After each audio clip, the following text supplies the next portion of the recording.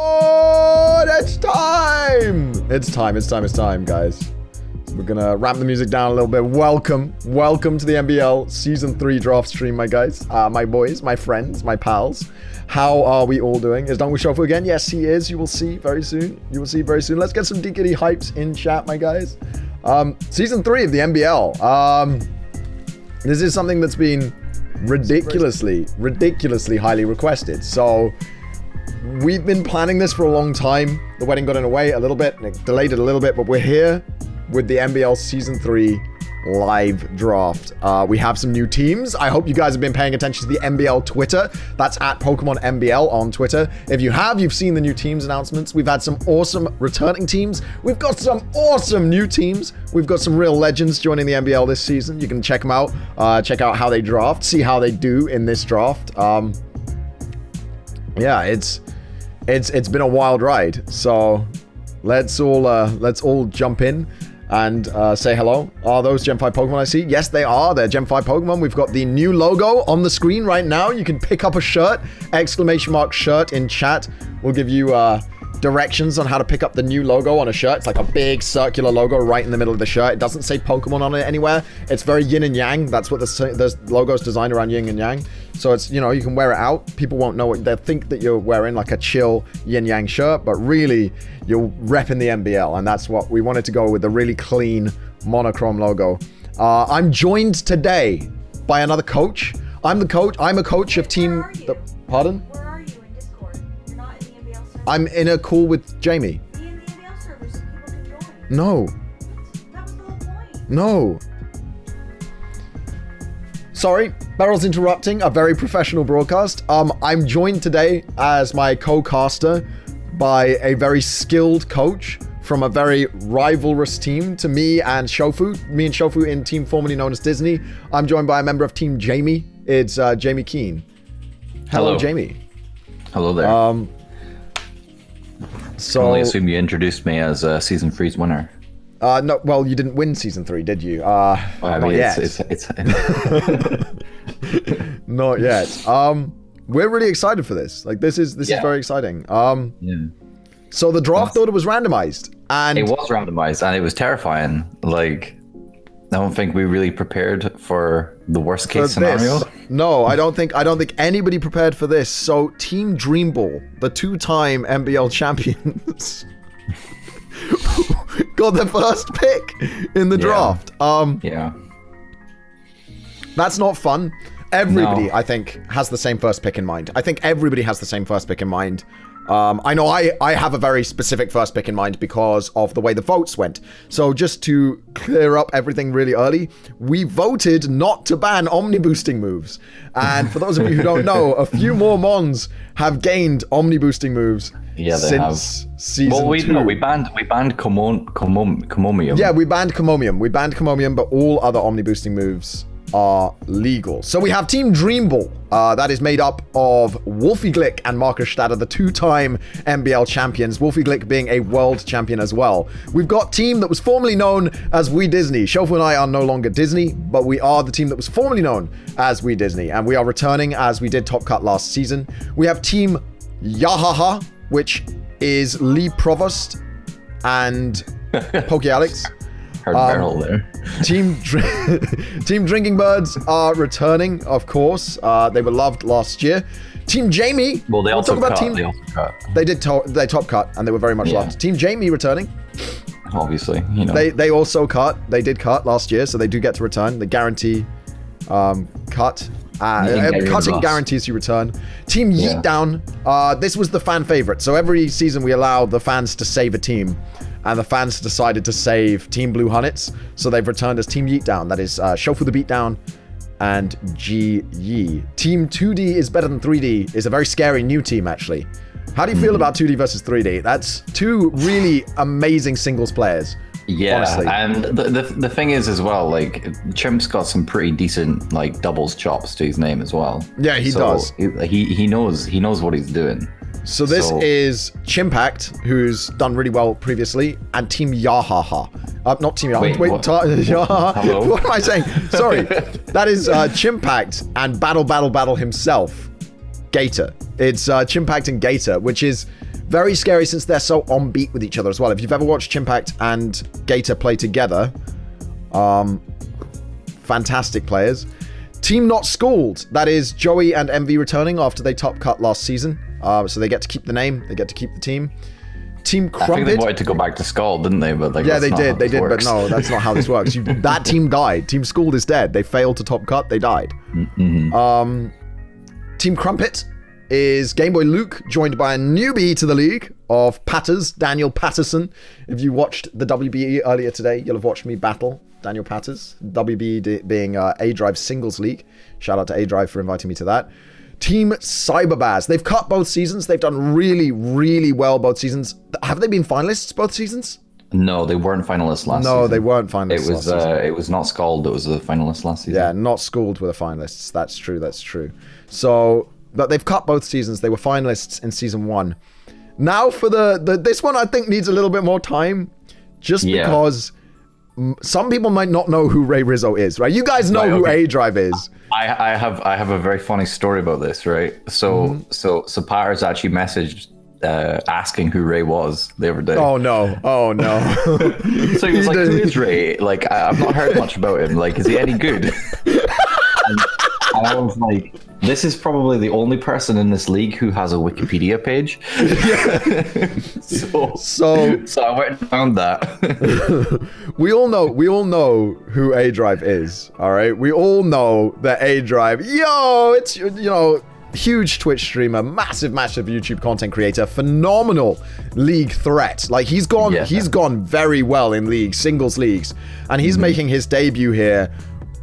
And he managed, I was like, you can have any partner you want, Dan. You can have any partner you want. And he said, I will join if I can have Ray Rizzo for a partner.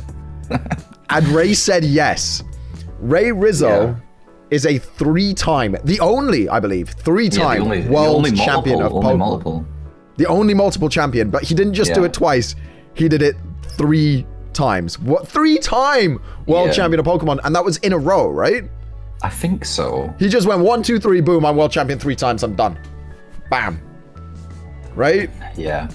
And now here he is. No, this is not Ray from Free For Alls. This is Ray Rizzo, 3-time Pokemon world champion.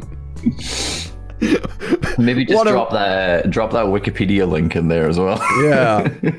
Scare everybody like I did Powers. So A-Drive's drafting chops combined with Ray Rizzo's pure, unadulterated Pokemon skill, which nobody can deny, also happens to be Wolfie Glick's kryptonite. Put Wolfie out of finals when Wolfie and Ray Rizzo fought in finals of Pokemon Worlds. Ray put Wolfie down and took the title away from Wolfie one year. So Wolfie, the 2-time MBL champion, wants that revenge against Ray Rizzo in this league. So there's going to be a real rivalry between Dream Ball and Ray Drive, I believe. But that's it. Well, the thing is as well, A-Drive beat Wolf in that invitational too. So Wolf, that's double kryptonite for him there. A-Drive is definitely a very, very, very capable VGC player. Like, underrated VGC player because he doesn't go to tournaments and things. But you saw that invitational. He played. I watched that invitational. I was rooting for my boy A-Drive actually because I like to root for the underdog. And he played some phenomenal VGC, like really, really good VGC. So the fact that we've got A-Drive, phenomenal drafter, phenomenal VGC player, paired with somebody who is arguably the best Pokemon player of all time, Ray Rizzo. And what was that you were saying about winning season 3, Jamie? Just wait. This is the hardest season to win by far. And finally, a team that should not be underestimated because they actually had some fantastic performances last season. And they're a couple, and we couldn't break them apart. It's Team Rainbow Mythical. Team Mythical returning as Team Rainbow Mythical. That is Joe Merrick, Pokemon legend, Cerebi Joe himself, and Marty Bennett, who is a very, very capable VGC player. She goes to VGC tournaments. She's a very, very capable player. People in the chat asking, how did Team Dream Ball get first pick? We randomized the pick order. Yeah. And Dream Ball just And happened. Duncan, rather than being a snake about it, which I could have re-randomized it, and I was very, very tempted to. I did admit that I was very tempted to. The main but reason I think you didn't was because you were second, and you're like, okay, it's fine. No, it's fine. no. I think the main reason I did, but I don't like second pick. I would rather pick last than second. I think first is the best pick, last is the second best pick, because you get the wheels, and I think the wheels are really, really important. I think second is like the third best pick, and then 11th is the fourth best pick, and then it goes inwards. But Well, we were 11th last year, and I actually did us a world of good because it meant we Yeah. could always pick in pairs. yeah, Despite the I fact mean, that, like, 12th is we could- best. 12th and first are best picks, but Dream Ball and Team Rainbow Mythical got the best picks here. Callum is not in the league, I'm afraid, guys. He decided not to join this season. So, on to the first pick. yeah. Team Dream Ball picked what we were all thinking about. I think we were all considering it was Jirachi. in our plan. It was in our top 5. Admittedly, it wasn't our number 1. We thought if we were lucky, we might get this because we thought maybe people would sleep on it. No, this was our number one. This was me and Shofa's Yeah. number one pick. This really threw us off. Absolute number one pick for us here was this, and then our number 2 pick, as you'll see, was sort of it was a runners-up prize. But Jirachi is a massive threat It's because so Zed Celebrate. versatile. Well, it's not Zed's- just that. It's got follow me as Scarf, well. follow me, Scarf, Zed Celebrate, all kinds of, it can do pretty much anything. Any role you need it to follow in a team, it And can its follow move that. pool's crazy too. Like Insane, you've got- especially with event moves. It gets Draco Meteor, it gets all kinds of stuff. Like absolutely I'm phenomenal. pretty sure it has Icy Wind and Trick Room as well. I mean, don't quote me on that if it's wrong, but like So- that's you've got like speed options, you've got follow me, you've got it can set up and sweep itself with the Z move. It's Became a joke during the draft how long Shofa and I would take over every pick because we just got, this was a snipe. This is such a snipe. We just got headshot by this and we're like, okay, what the heck do we draft now? We had a whole plan around Z Celebrate and all of that around Jirachi. It gets Wish, it gets all kinds of stuff. We really wanted this mon. So when it came to me and Shofu, eventually we just looked at what performed best season 2. So next pick coming up, what performed best in season 2? We picked Zygarde 50%. Stop going so fast. How do you didn't feel great about this pick, Jamie? You didn't think this was a great pick? I don't think it was worth a first pick, to be honest, because Zygarde did so well last year because people let it, and I don't think they'll do that again. Because it was really, really well supported last year as well. You had the intimidate, the fake out, they had the unburden terrain thing. Yeah. It couldn't be burned. It couldn't be, toxic or anything. So like, Yeah, they had all of these different things. The support with Tapu Fini was fantastic. I think you are right, and it was also a B tier pick last season. That's a really important. It was note crazy that, for B. It was crazy for B. For a B tier pick, it was unmatched. There was nothing in B tier that was as good as this. It's still one of the best mons in A tier. Let's be honest. It's good. The 1,000 arrows alone gives it its whole. Yeah, I think we decided to draft a very, very offensive team after getting sniped for Jirachi, so we did go for 50 Zygarde. Jamie had some very negative things to say about this pick. He really... and I think it was worth the first pick. Last season, it was the MVP of the entire league with the most kills, and last season, it didn't even come to a single playoff game. Because obviously everybody... So without coming to a single playoff game, it still had the most KOs of the entire season. Like that is an insane metric, right? It hasn't gained that's a lot anything. to live up to for you though, Duncan, because like, Yeah, what it if is. doesn't perform that way this year? It is a lot to live up to. It's a lot to live up to. It's a very, very good Snecky boy. We've got a lot of picks now that we have to pick around it. As you said, support was really important. So supporting this Zygarde is super, super important. There will be a doc, Young Citrus, at the end of this stream. A doc will be made available for all of you guys to use to check out the picks. But yeah, I think I was very happy with this pick. I think I would have preferred Jirachi. Obviously, we've talked about it. I think Jirachi is the best mon in any tier for this league. That's my opinion. I'm not sure what you guys thought was the best mon. But Mr. Mime last year.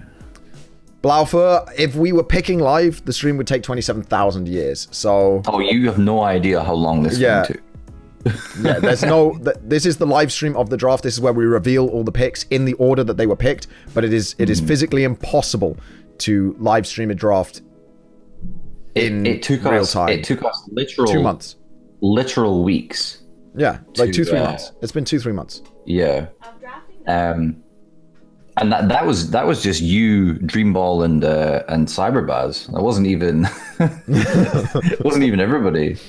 Like Dan, the ultimate professional that he is, despite having a child, was still one of the fastest drafters. Yeah, Dan would draft his mons like that, and he's just had a kid. And I'm like, what do they do? Ray Rizzo and Dan obviously on the same wavelength. Let's see the next one.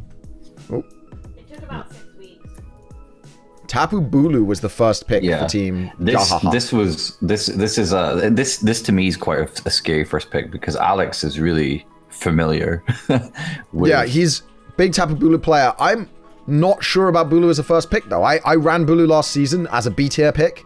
Remind everybody that we got Bulu at B tier last season, and I think the double Tapu last season really carried us. Coco Bulu. We were going to try and build the same team again, but then we realized that Bulu was A tier now, and it made it really, really hard to get the same tier. Bulu, I think, if the team around it is very good, like it's obviously it is one of the weaker Tapus. I mean, in regards to like how much you need to support it. I think it's the weakest. I think it's the weakest Tapu. It's the strongest. It's the strongest, like offensively. Like it's an absolute nuke, and grassy terrain for getting rid of ground weaknesses is a huge benefit for things as well. And like I said, Alex is I think he's won regionals with this. I've just been informed by the analysts that Shof and I were completely wrong, and we turned down building the same team again for the wrong reasons, because apparently Bulu was A tier last season. He was one of our A tier picks. So Shof and I were under the impression that we picked him as a B tier, and we're like, oh, he's not worth an A tier. After being one of our MVPs. I mean, we played some really cool tech with Bulu last season. We ran Carmine Bulu, winning a couple of games with a very unexpected special Bulu. He's a great You mon. and I have very different opinions about that Bulu, but... He won the game for us. So I don't want to hear it. Yeah, definitely. No, I think this is a scary pick for the team that it's on. Like, Alex knows his way around a Tapu Bulu. Lee Provost too. I mean, Lee definitely knows his way around a Bulu. He's definitely very confident with a Bulu. He's definitely very confident with this pick. They picked it quite quickly. Yeah, they did. So yeah, they did. I think they definitely had a plan in mind. Yeah, which was I think so. Which is always kind of scary, I think, when it comes to like the first few picks. Like if those are quite rapid, and it's like, okay, these people are Lord, prepared. they're getting what they want. They haven't been sniped. So our pick being so delayed probably gave you guys a lot of confidence because. Well, I mean, like having second pick and being that delayed. We had the top 5 ready. We were like, okay. We were absolutely ready to take Jirachi. We did not think the Dream Ball would take Jirachi. We were very upset.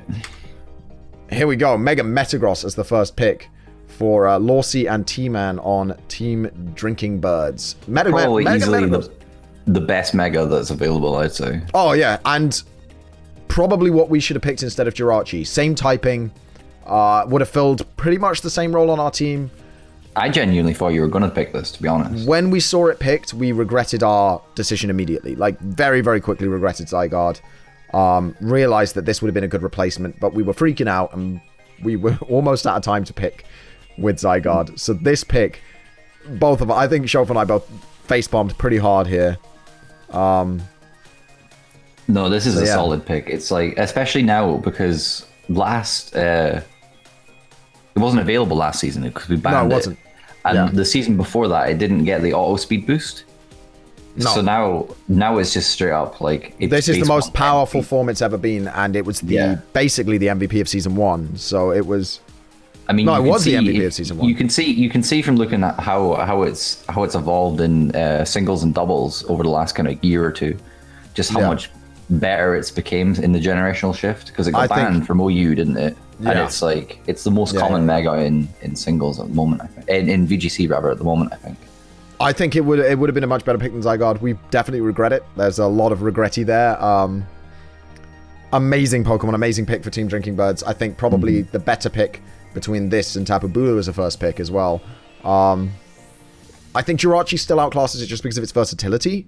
Yeah, Jirachi has the versatility, but Metagross has the power. But this is raw power. I mean, Stomping Tantrum can be ridiculously good in a VGC. And there's no way to weaken it too, because grassy terrain doesn't work. Weaken it. Yeah. So you definitely need to play a very, very good around one. Intimidates, because it could just not Mega Evolve. Yeah. Absolutely. It's Absolutely. scary.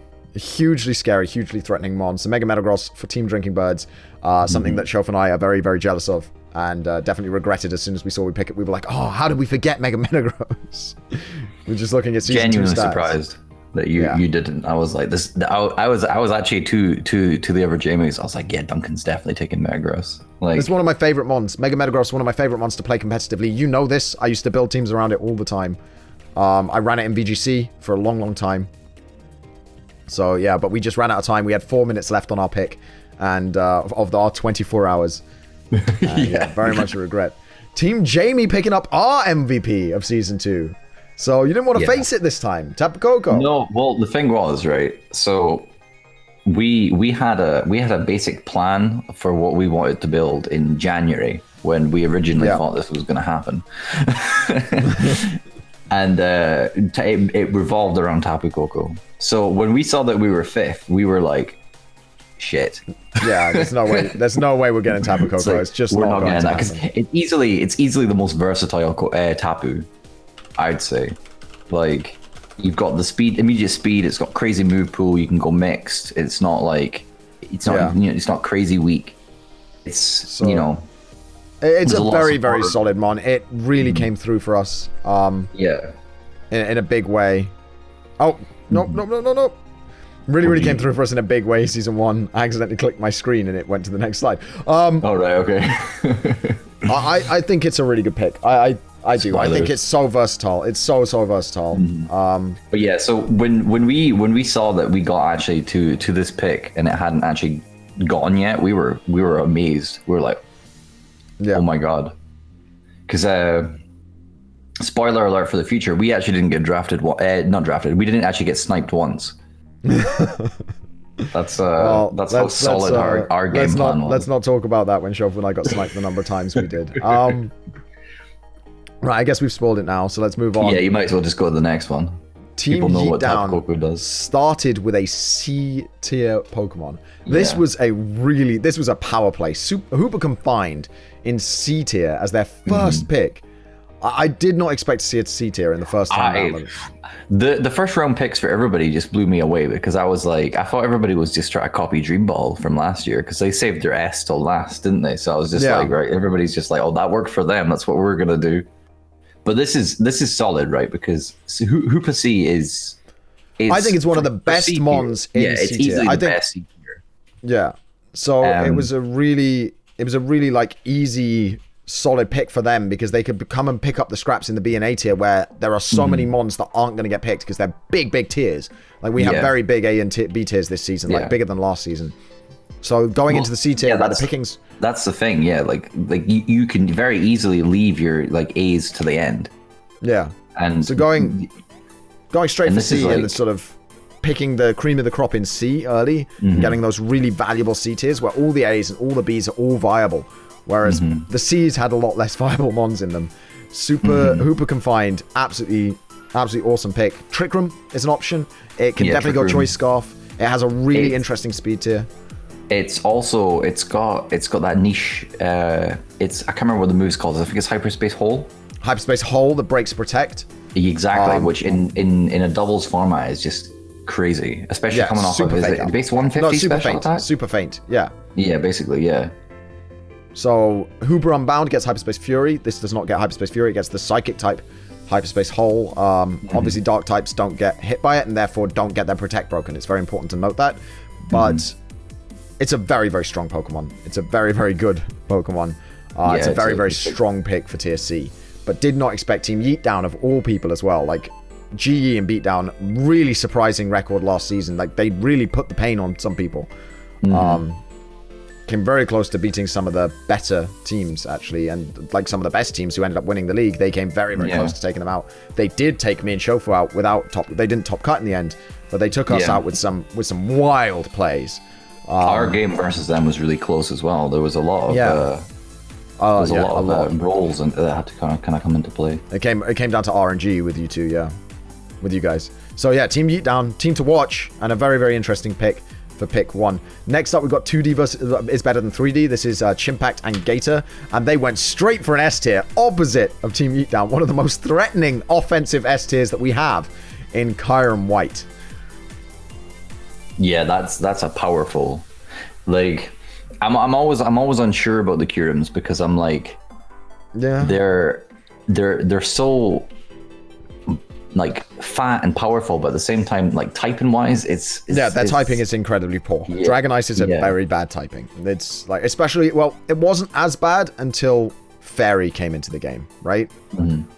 Once Fairy hit the game, Dragon Ice became a lot worse as a typing, because Ice already has the most weaknesses of any monotype, as far as I'm aware. And it only resists one thing, which is itself. And only one resistance, and then Dragon obviously doesn't have that many weaknesses, but then Fairy being added as a weakness, and it can't fire off Dracos anymore. But I mean, like, the thing is, it's still really solid. Like, it's still, what is it, base 175 special attack? It's still an absolute monster. It still has Icy Wind. Like, the thing is a monster. It was banned last season. It was banned last season. We banned it last season for a reason. I don't think it was. I think just nobody drafted it. I could be wrong again. Analysts will whisper in my ear at some point. We'll find out. Get an angry message from Harvey. It was not banned. No, it was allowed last season. My bad. It wasn't picked last season. Yeah. But yeah, an absolute unit. Gator obviously loves this Pokemon. Chimp obviously loves this Pokemon. Well, I mean, Gator and Chimp took Kyurem Black last time, so it's just he loves. He's just working his way through the Kurums. But no, it's gonna be scary to prepare for, just because definitely absolutely terrifying to prepare. How do I switch into this? You don't switch into Kyron White. Like, it's like Mega Metachamp. What do I switch into this? You don't really. You just don't. Snorlax as the first pick for Team Not Schooled. I think this was a fantastic pick. I think Snorlax in A tier. This one scared me. They know what they're doing. Yeah, they know what they're doing, and a well-supported Snorlax in doubles is one of the most threatening and powerful things you can get. Yeah, I mean, Curselax is huge. Curse-Lax is huge. Bellydrum-Lax is huge. It's like if you've got solid, because like some people even run the sneaky banded one. It'll be next to. So everybody's like freaking out, being like, "Oh, I'll taunt it," or I'll try and haze it, and instead, or Dragon Tail it or whatever, and then it just explodes.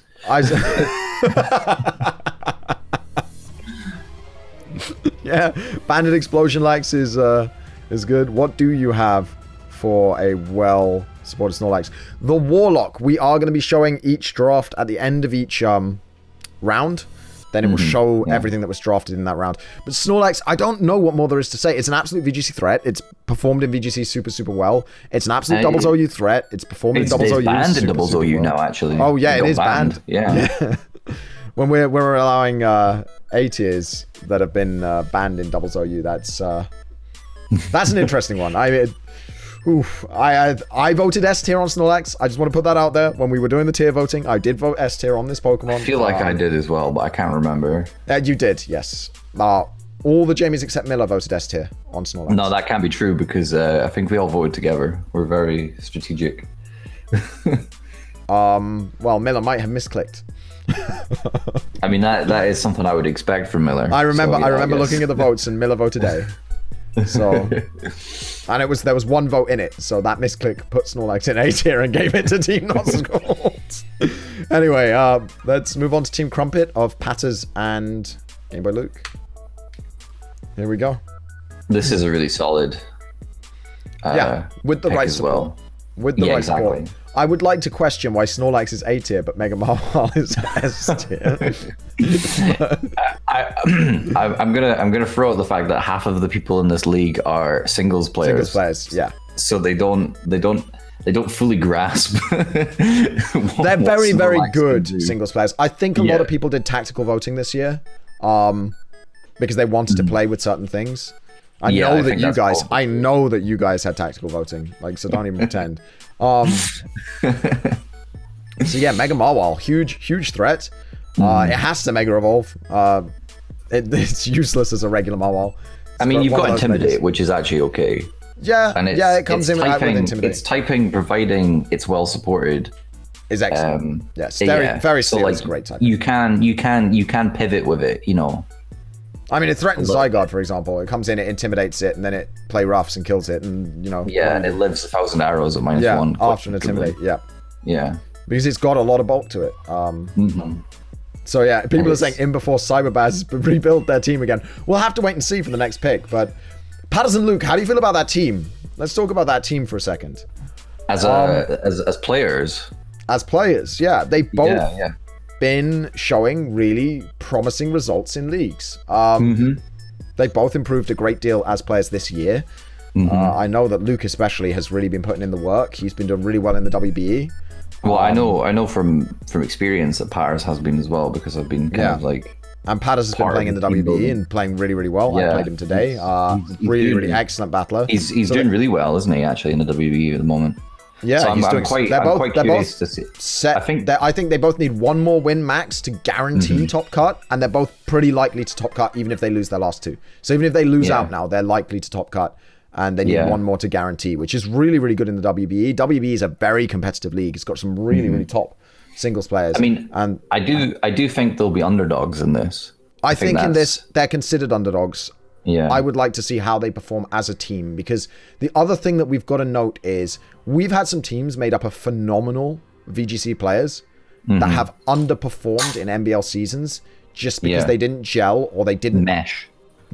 or they didn't pick up on the differences between multi-battles and VGC, because obviously you can't switch into any of your mons. You can only switch into mons you've only got the on that three. side. And so when constructing the teams, people made mistakes. So yeah, I think it's let's not say they're underdogs until we've seen how they play and prepare.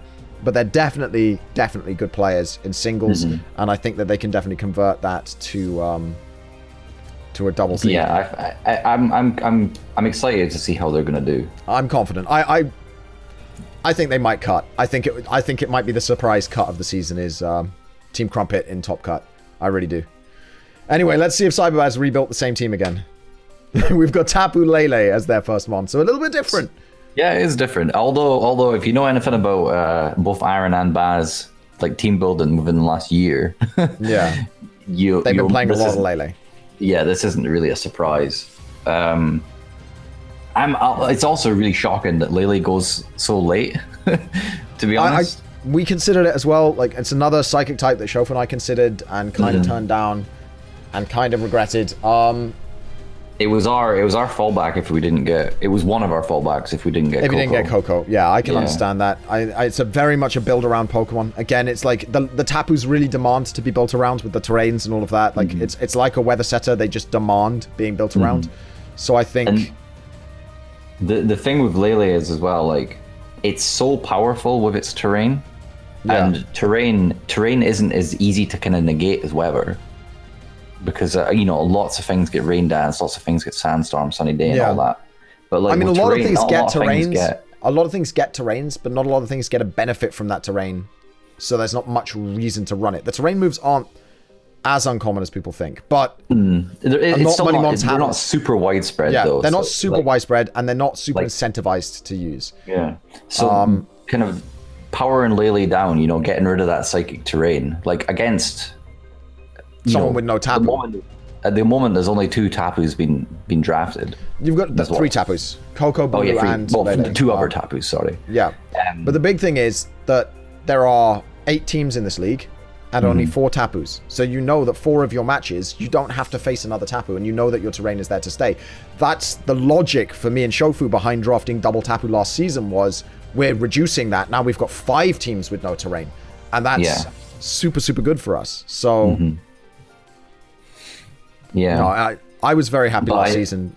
I do think, Lily, I think, is a very scary, like, especially in the hands of Baron, Baz and Aaron, rather. I mean, Baz and Aaron, both phenomenal players, like really, really good players, and they gel really well. They calc everything. It's painful. Their team build is like 17 hours long because they calc everything, and it's seen them in good stead. It's put them in top cut both times.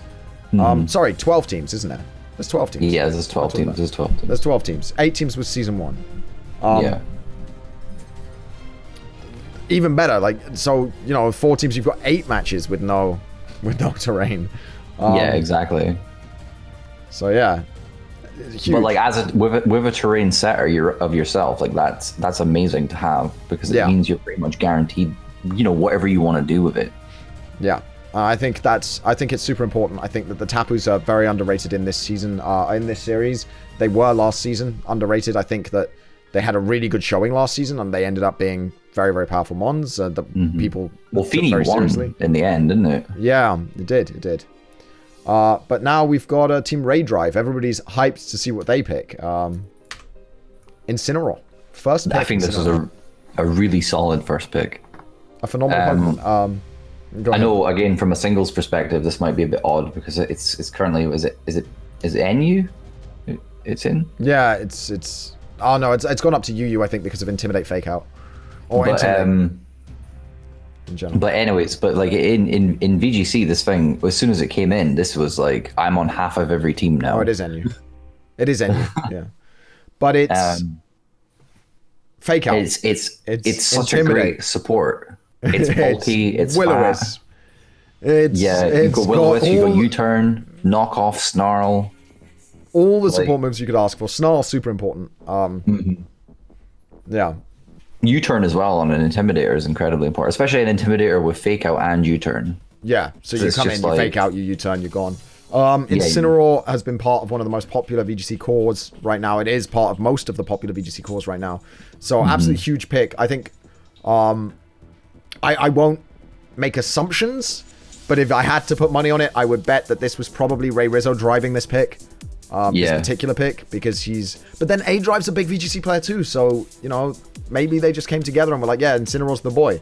He's the boy right now. I mean, Dan did say that him and Ray would meet every morning for pancakes, and they'd discuss what's been drafted, what they want to build. They live in the same area? Well, I'm just going by what he said in the Discord, so presumably. He might have been, it might have just been a nice story, but I chose to take it as truth. If that's true, that's the most beautiful thing. I was like, oh, that's so nice. That's so cool. Yeah, Incineroar, absolutely huge pick. I think pancakes for the win. Yeah, absolutely. Yeah. Well, I mean, me and Miller live in the same city, and even still, it was just me and Boyd telling him what we're. It's like we're drafting this, by the way. I think as well with the Lele that we were just talking about, the fact that it's fire type resists fairy type, and therefore shores up that weakness on dark. Dark is immune to psychic. It's just a super, super good. Another really solid thing that dark is immune to, Prankster.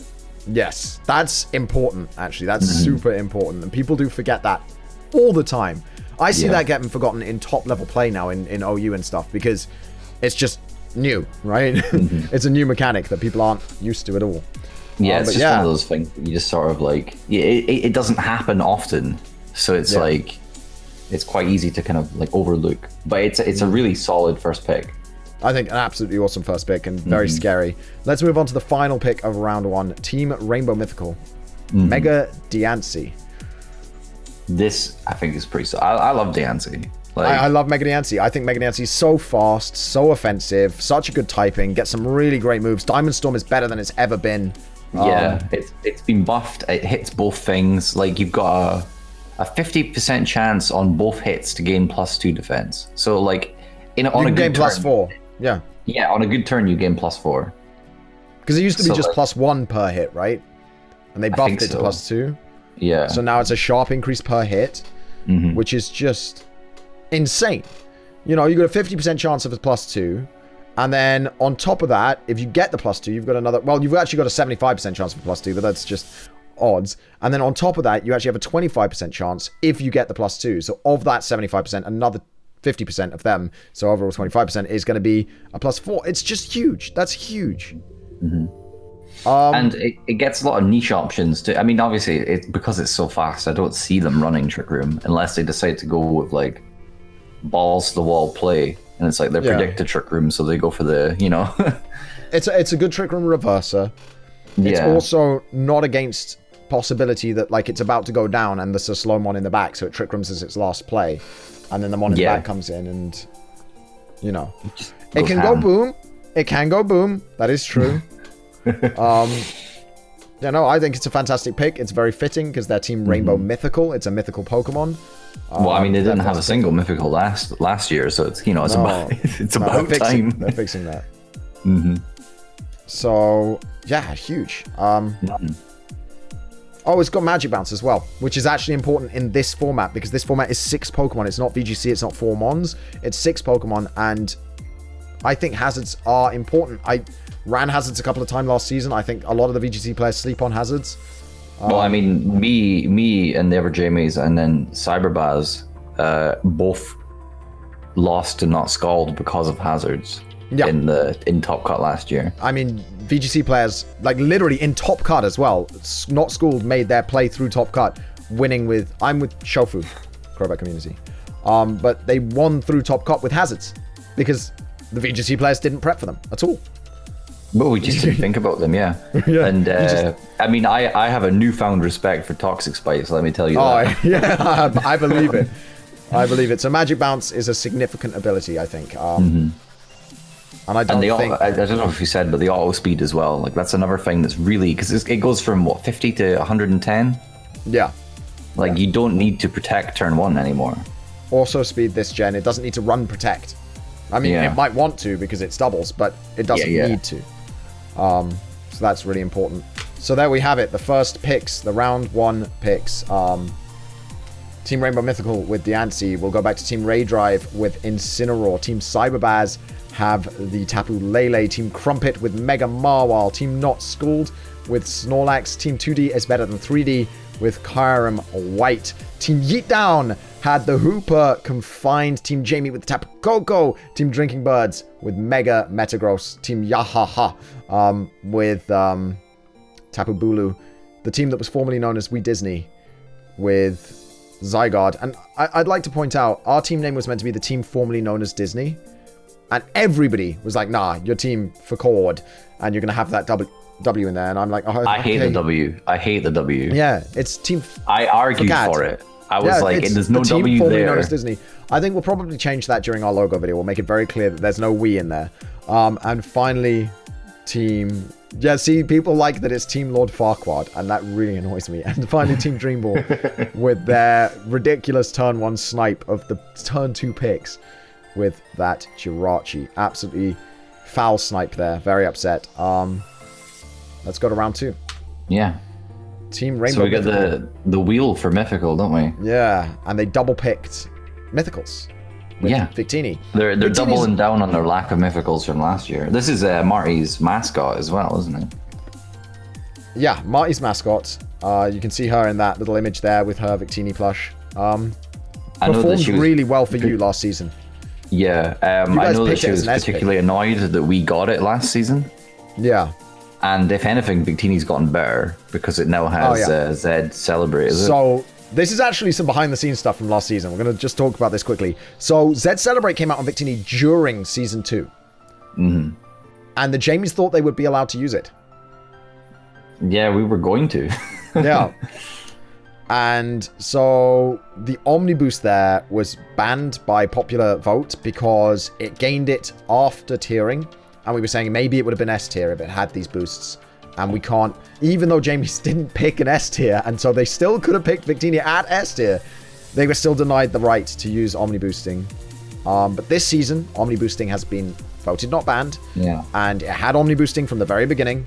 So it absolutely is allowed to Omni Boost. Mega Diancie and an Omni Boosting Victini next to each other is a very, very scary prospect. Marty and Joe are experienced players. They know a lot about Pokemon. Joe is an encyclopedia. He is the number one. He owns the number one fan site for Pokemon, Cerebi.net. He knows everything about Pokemon. Like, if a Pokemon learns a move, he knows it. And I think that knowledge is very helpful, and it helps them maybe shore up a little bit of the sort of experience gap that they have with other teams. So yeah, I'm definitely expecting to see Omni boosting Victini a couple of times this season, especially if it's supported in the correct way. Well, again, Victini's just got like some fun moves. Like outside of that, it's still got a lot of like cool things it can do. Trick Room, it's got Glaciate of all things, so you can lower speed through that. V-Create is an actual nuke. Yeah, it is. Oh, V-Create's so strong. It's so strong. And then you could always go for the classy turn 1 final gambit, like we did with it last. Scar Final Gambit, yeah, good mon. Good mon. I think their picks are very scary, and the two support each other very nicely. I think that there's a lot of synergy between Diancie type-wise and everything-wise. I think that they just work really nicely together. So I'm expecting to see them next to each other on the field, running up, taking names. I think it's going to be a really interesting... That's a really interesting second pick, and very scary. We have Kartana for Team Ray Drive. They just picked up one of the most, if not the most popular VGC core right now. Incineroar Kartana, an absolutely rampant core. In you don't need to know a lot about VGC to know like what they've got planned. yeah, that's super scary. I mean, Kartana can nuke things with Bloom Doom. It can be Sash. It can be Scarf. It can be Banded. It can be Life quite a popular one that's kind of showed up recently is Zed Fly Z thing. With Aerial Ace. No. It's Tailwind. Tailwind? So it's Zed Tailwinds, which boosts its critical rate, and then it's got a 50-50 chance to hit a crit with Leaf Blade. Yikes. Yeah. Okay, haven't seen that running around, but I've been out of VGC for a little while, which is not promising with this league coming up. I probably should practice. Zed Tailwind, thank you for the info. That would have caught me completely off guard. Zed Tailwind Kartana. It gets Night Slash too, which would also have a 50%, right? I think it would do. Yeah. So anything with a boosted rate, I think it goes up to 50%. So yeah, Zed Tailwind Kartana with Incineroar, or Life Orb Kartana, or Sash Kartana, or Gracium Z. Any Kartana is scary. And Incineroar is a very, very scary mon to have it next to. One of the most scary pairs in VGC. And I think they've got VGC chops, they've got VGC experience, they're VGC players, and they're draft league players. And A-Drive knows that building a strong core is very important in a draft. And that is an immensely strong core to start off with. Let's see if Cyberbaz matched them. Drifblim with Tapu Lele. This is another VGC core. Psychic Seed Drifblim next to Tapu Lele. This is a throwback to 2017 here. Yeah. So this won a regional in 2017, this core? It was quite a big thing. I think it won more than a regional. It won a Japanese tournament as well, right? So it won a regional in the States, and it won like one of the big Japanese tournaments. Did it not win Australian Internats? I can't remember. Did it win Australian Internats as well? Cyberbaz definitely won. Cyberbaz definitely won something. It won Internats. Geico International. Yep. It did. Yeah. And Wolf's it also won the Wolf MBL. did comment. It also won the MBL last season. Yes, it did. I guess that's probably the most important thing, isn't it? Yeah. But yeah, like someone said there, Aaron won a regional with it. So, that's all. These are already two things. That's what I was thinking of. Like, Aaron won a regional with Tapu Lele Drifblim. I mean, look at these two cores. Incineroar Kartana, Tapu Lele Drifblim. You know the VGC players because they don't go for the out there picks. They go for their tried and true strats sometimes. And I think that that's incredibly threatening in a league like this. Yeah, they won the Geico Invitational, and it won an Australian Internats, and it won a regional, and it won a Japanese tournament. So huge. I think huge. Yeah, it's powerful support as well. Like, did I say Geico? I think I said Geico International, not Geico Invitational. That's my bad. Yeah. It won both though, because they were pretty much the same team. I'm pretty sure. Yeah. Because yeah, it's you've got the auto speed in terrain. You've got tailwind, will-o-wisp, weathers. You know, no, it's I not. don't think. It's got respectable attack stats. Like it gets calm mind. Although Harvey did just say that apparently it didn't get a single kill In the MBL last season. It didn't get a single kill, but it did a great job supporting people. Okay, it was very supportive. Next pick, Team Crumpet. Let's see what they go with to support their Mega Marwile. We have Gyarados. Mega Gyarados, yeah. So another offensive threat for them, but pairs quite nicely because, you know... Was it Mega Gyarados? No, it was just regular Gyarados. It was just regular Gyarados, I believe. Mm-hmm. So another Intimidate user. Yeah. We had regular Gyarados last season. It's another Omni booster, which is significant. It did wonderful things for us last season. And we were very upset to lose this. This was another Mon that Shof and I definitely wanted to take this season. It was our primary water pick. Absolutely wanted it again. He was an absolute boss last season. Like, absolute boss last season. So very upset with Team Crumpet right now for this snipe. It was our next pick. Everything was your next pick. Yeah, there's a lot of this. I swear you just got a list of everything everybody else was going to pick, and it's like, yeah, I want these Mons. Someone kept sending the list back in time. But yeah, it gets Zed Hold Hands, I think, or something, for its Omni boosting moves, or Zed Celebrate. Yeah, it gets Celebrate from a Carp event. It's one of those. I mean, they're basically the same thing. They are the same thing. They just doesn't really matter. So they've got double Intimidate already, which I think is huge. They saw how valuable Intimidate was last season. And they cover both their major weaknesses with Mawile with Gyarados. So they don't have a ground weakness and they don't have a fire weakness here. Oh, it also gets Zed Splat. It's an immunity and a resistance, which is huge. Like, you switch a Mawile into a Gyarados, a lot of the time you're going to be very happy with the result, because it's another Intimidate. So yeah, another Intimidator. Super important Mon. Super strong Mon. Waterium Zed Gyarados hits like a truck. Zed Bounce as well for Super Zed Bounce. Yeah, that won us a couple of games. I think Gyarados, huge pick. Really important pick. Great pick. Scary pick. They're definitely showing off that they know what they're doing with these first two picks, I think. And yes, Wolfie, of course I would use Hold Hands with you. You know that you're my boy. Let's go to Team Not Schooled's second pick. Mew. Snorlax Mew as a core. Well, that's versatility. This is what got Snorlax banned. Yeah. So this is this really scared me because I was like, oh god, they've done their homework.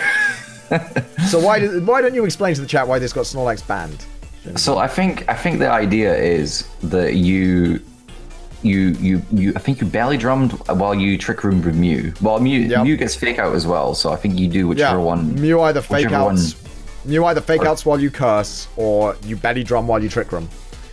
And then the idea is Mew transforms into Snorlax. Yeah. And then while Snorlax obliterates things. Yeah. Yeah. So like if you're in Trick Room with you've belly drummed and then you transfer. I think it's Zed transform typically as well, because then you get all your health back. Yeah. So then you've got 2 +6 Snorlaxes on the field, which are just gonna, ruin you for the next, 4 turns. But but like and that's enough. You'll not last that long. Yeah. Well, 3 turns is enough for them to knock out every single Mon on your team. 6 Mons, 3 turns, that's all they need. So it's a very, very strong strat. Even if you survive it, they still have 2 Snorlaxes that you have to take out, and he's a bulky boy. Yeah, especially because like Mew's not got Mew as a Snorlax is slightly less bulky, but it's still got a lot of HP. Yeah. I mean, they end up about as bulky as each other after the Snorlax eats the citrus and Mew transforms. They end up with about the same bulk, which is really important. I don't know much more to say about this. It's a really scary pick, and we're gonna have to... It's so versatile as well. Imagine trying to prepare for a Mew. You can't prepare for Mew. You can't prepare for Mew. It's well known in draft leagues. What do you think it's gonna do? It's whether it wants, I guess. It's a well-known fact about draft leagues that you can't prep for Mew. Team 2D versus is better than 3D. Mega Gardevoir. Kyron White, Mega Gardevoir. A really good pairing. Just a really solid pairing. Trick Room, they've got crazy spread options if they want to risk the Blizzard with the Hyper Voice. I mean, they can always pick up a Hail option later. Yeah, they've got like Gardevoir itself is just really powerful and threatening. Yeah. And pre-Mega, it could trace. So like, you know, you're facing down and Intimidate, you trace it, suddenly they're a bit weaker. Then Yeah. it Mega evolves, fires off a Hyper Voice. Yeah. And Pixelate Or Boost, then it they Mega have Evolves in nerfed. it. It's Yeah. important to note, they have nerfed Pixelate Boost just a little bit this gen. The boost isn't quite as extreme. That is important. It changes a lot of calcs with Mega Gardevoir. Yeah, it's It a really lot more does. manageable than it used to be. I used to just fire off Hyper Voices. Just Yeah. Hyper Voice, Hyper Voice, Hyper Voice, Hyper Voice, and you just That was get the day. obliterated. So yeah, But no, Gardevoir... these two together is really scary. Like, You don't want to be facing these down on one field. Karen White and Mega Gardevoir in front of you. That's not something you want to be facing down. Big steel weakness, though. they're sat at the moment, yeah. But they're also sat at that speed tier where they could easily go fast or slow, Yeah. which is also, you know, also a prediction game, which is something you never want to do with something that can, Okay, yeah. with attack stats as high as they've both got. Yeah. Where's Lando T? People are very confused as Lando T is not getting picked right now. Where is Lando T? Did it get? No, it's not been picked yet. Let's have a look. Team Yeet down with Mega Blastoise. Another one of Shofu and I's preferred picks. I loved this thing last season. Yeah, we saw you use it last season. We're like, we want it. It's so Fake good. out, follow me, huge amounts of bulk, hits like a truck, great It's typing. effectively got 4 stabs as well. Yeah, When you think about what's Mega the move? Launcher. Mega Launcher, yeah. So you've got Dragon, which you probably wouldn't use, but you've got Dark Pulse. So you've got Dark Fighting and Water Stab effectively. Yeah. So you've got like three types from one Pokemon. and then Ice Beam's always great. So like, Exactly, because every time you run Ice Beam, it's because something's quad weak to it. yeah, exactly. So I mean, huge pick. Another one, as I said, that Shofu and I were strongly considering. This or regular Blastoise were like back and forth, like we didn't know which to pick. It was definitely up there, like lots of debates. Mega Blastoise going, big pick. Fake out, huge. Follow me, huge. Super stab, huge. Bulk, huge. Big fat boy, triple cannon boy. Yeah, great pick, great pick. A tier this season. Was it A tier last season? It was, wasn't it? It was AT last season because it was our first pick last season. Yeah. All right, Team Jamie, are you ready? You ready? You excited? I'm ready. Justify Azumarill. You don't have to justify Azumarill. Of course I don't. Like, look at that thing. We were like, Blue Egg Bunny of Death. we wanted a solid water type. So this is one of the things that took us the longest to decide on.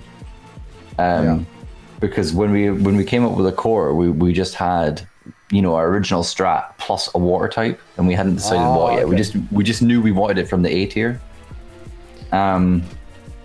So we were between this Mega Gyarados and Mega Blastoise actually.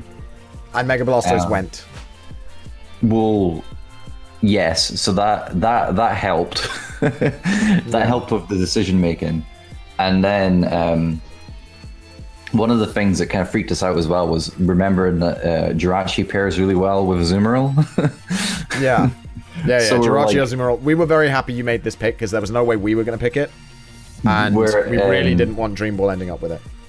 So that helped kind of sway us, but we also remembered that one of our kind of worst defeats that we had last year was to this thing. Yeah. And it's Didn't it just destroy your entire, basically on its own? The Face of Mercy came down. Yeah. And it's so powerful, and then it can belly drum, and we only have to worry about like psychic terrain once. So it's not like we can't just like belly drum and then just spam Aqua Jet. Yeah. And it's just that's just. It's a monster. It's a monster. There's nothing more to say. You guys picked a good mon here. Team Drinking Birds next up. Kyron Black. The other Kyron is gone. I think this was a super solid pick in A tier. I think Scarf Kyron Black is generally the most played, but I think that he works well in Tailwind. I think next to Mega Metagross, this is an incredibly freaking scary mon to be facing down. This is terrifying because I mean, what's Metagross's like kind of main weakness is ground, and Kyurem's just like no. You brought a ground type? Nice. Enough of that. It's got one of the strongest Z moves in the game as well, I'm pretty sure. Yeah, Z, what's it called? Free Shock, is it? Free shock. Yeah. That's the one. Yeah. Mold Breaker, I don't know what its version is, but essentially Mold Breaker as well. Turbo Blaze. Yeah. Oh no, it's called something else. Turbo Blaze is the current white version. Terravolt. Terrible, yeah. Yeah. It's all the same move. It's just Mold Breaker. I don't know why they didn't just call it Mold Breaker. I don't know, just to make it sound fancy. But yeah, I mean, it's got that powerful electric move as well. So like, you know, Lightning Rod doesn't work there. It's got pretty good coverage. Just quickly, guys in the chat, Fandoc will be released at the end of the draft. So please just be patient, and the Fandoc will be released on the MBL server, which you can access through the Twitter or the MBL and the MBL Twitter. So yeah, sorry, it ignores Lightning Rod. That's important. Mm-hmm. Yeah. Gets earth power. It's a good special attacker. It's a good physical attacker. It's good all rounder. It can be a mixed attacker. It's super scary. Mm-hmm. I think, like with these picks, we don't have to talk about them much because they're just great, right? Like certain picks are just like, oh my god, this is so threatening. Here you go, Kyron Black running through, coming in. Yeah, it's just one of those things. It's like try and switch into this, you know. Yeah, yeah, just like Iron White, you can't. Metagross too, you. like you can't. Just mons you can't switch in on. Team Yahaha. Mega Charizard X with Tapu Bulu. This is a cool combo. This is good. Yeah. This is nice. You know, the Mega Evolution puts you on the ground. You heal from the terrain. You heal and you're not weak to Earthquake anymore. Yeah. Like, well, I mean, what more could you want, really? It Dragon Dances. It hits you really hard. Blue's weak to Steel. Charizard covers that. Charizard destroys Steel types. So fast. Tough claws. Mm-hmm. Like one Dragon Dance, this thing starts to wreck teams. Like just whole entire teams. Only thing it lacks is good spread. Because I think its only spread move is Earthquake. Yes, and well, I mean, you could run Heat Wave on it too, if you wanted to be. Because I mean, it does have base 130 special attack. Like it's not weak. Yeah, that's true. But Tapu Bulu weakens the Earthquake, so. Yeah, true. But there's so many things you could Dragon Dance, you could Swords Dance, you could Belly Drum if you were feeling it. Feeling really real. Yeah. You can there's support ones as well with like Tailwind and Will-O-Wisp. Oh yeah, it's super bulky. Yeah. Yeah. I think it's very versatile. Like Charizard is very versatile in general. Yeah. I've seen Scarf Zard in VGC recently as well, which was really shocking to me. Really? Yeah. Like a Skydrop Scarf Zard. I was like, that's okay. That's neat. That seems like something Jamie Boyd would do. So yeah. No, that's just a solid pick. Very scary. So what do you think we're gonna pick, guys? In the chat, what do you think team formerly known as New Disney? I want to see what people think. What do people think Team We Disney, or the team formerly known as Disney, is gonna pick?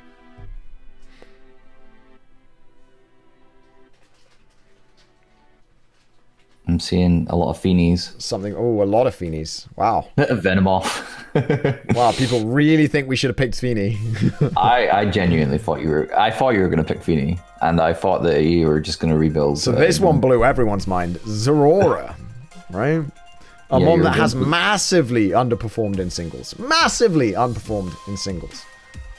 You were going for those views. Yeah. Zygarde in the thumbnail, Zorora in the thumbnail. Yeah. So people shouting heat. Why Zorora? I think it's underrated for doubles. I think fastest natural fake out in the game. Yeah, fastest natural fake out in the game. I think that's huge, honestly. I think pretty much a guaranteed fake out by anybody who doesn't have Finny is massive. And people have to worry about it. Paired with Zygarde is huge. Because you can help it set up. The fact that it completely shuts down Snorlax basically with Plasma Fists next to Zygarde. I think that's significant. I mean, it doesn't completely shut it down. I mean, they could just run Ice Punch and Stomping Tantrum. Okay, but by the time you Plasma Fisted and 1000 arrowed it, and then Plasma Fisted it again, it's dead. I think you're underestimating Snorlax here. All right, maybe. I think it gets Snarl, which is significant. It gets a lot of those support moves that people forget about. Good. I think it's a really solid pick. I think it's very fast. It's very strong. I'm curious to see how it's gonna go. Like, it can be special. It can be physical. This is one that Shofu fought me on. He really fought me on this. I was 100% Team Zerora. It gets close combat. Yep, Titanium's Eve. Close combat is huge. It beats a lot of stuff. It gets bulk up to set up. And, you know, with the right support, it can set up. It's got a massive, massive, massive move pool. Just a massive move pool. Volt Absorb is a good ability. And it's a very good ability in front of Jamie Keane right now. Yes. I mean, at the moment, Zeraora really kind of hard counters what I've got. Yeah, your team so far loses to Zeraora on its own, which is great for us. We just Plasma Fists as a Marill, and the next turn we just kill Coco and it's over. So yeah, we're very team. I'm Team Zeraora. Shofu questioned me, but you know what? He insisted on Zygarde, so I insisted on Zeraora, and that's, you know, how teams should work. They shouldn't mesh at all or agree on anything. They should just take it in turns to pick and end up with a team with no just synergy. Whoever shouts the loudest gets their way. That's the way we do it. The team formerly known as Disney. Yeah, I don't want to give away too much. There's a couple of texts that I actually have in the bag, but let's go to Team Dream Ball with their Mega Latias pick. Another terrifying pick. This mon dominates in singles draft. It dominates singles draft. Every singles draft league that doesn't ban it, it's the first pick. It was the first pick in the WBE this season, and it's been absolutely dominating. I think MV's had one loss in the WE. Just subtly throwing that in there. Well, I mean, the thing is as well, it only gets kind of more versatile in doubles. You've got it's got like load of like healing options. Like it's got Heal Pulse. It's one of the few things that gets that. You've got Icy Wind. You get Tailwind with it. Helping Hand. It can set up itself with Calm Mind. Yeah, bring your dark types, guys. Yeah. Bring those dark types along, though. But this again is like a really scary like option. And I think Mega Latias is better than Mega Latios. I think that's important. It's a lot better because the power that Latios gains doesn't really equate to like a life orb, whereas like the bulk that this gains is significant.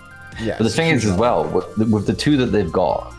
You've got like, you could either follow me with Jirachi and set up with Latias, or you could set up with Jirachi and support with Latias. Yep.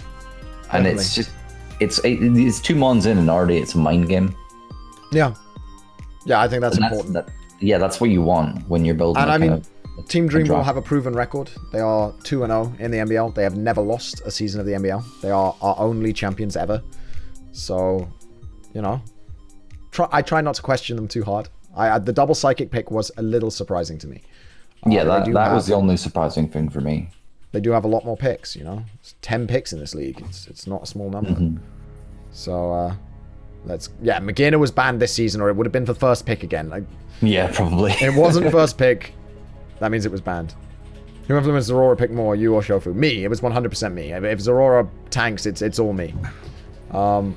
Let's go ahead and have a look at this. So we've got Team Dream Ball with Mega Latias, Team formerly known as Sweet Disney with the Zeraora, Team Ha Ha Ha with the Megazard X, Team Drinking Birds with the Kyurem Black, Team Jamie with the Azumarill, Team Yeet Down with the Mega Blastoise, Team 2D is better than 3D with the Mega Gardevoir, Team Not Schooled with the Mew, Team Crumpet with the Gyarados, Team Cyberbaz with the Drifblim, Team Ray Drive with that Kartana, giving them that core, and Team Rainbow Mythical with the Victini. So there we go.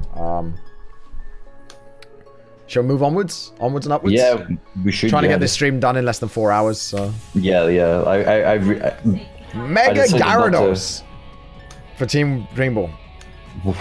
This was another great one. Yeah, great pick. I mean, it intimidates when it comes in, and then it megas, and it's hugely threatening. They chose 2 A-tier megas, which I think is really significant. A-tier megas are generally really strong. I mean, it's really telling that like we had like free water picks in mind, and like 2 of them are gone. They're all gone now. They're all gone. Yeah, but like the one we thought that Dreamwall would want, and then they picked the other one anyway. So it's like, Yeah. I think they were going to go well. Azu. It covers it in Laias very well. You know, it could set up with its own camp. It's got its own mold breaker as well. Yeah, Wolfie might correct me in chat, but my theory is that they were going to go for Azu. It's my theory. It's a theory. Theory is what, sorry? My theory is that they were going to go for Azu, and that they chose this instead. But it's just. I mean, a theory. this is just as scary, to be honest. Yeah, it's just as scary.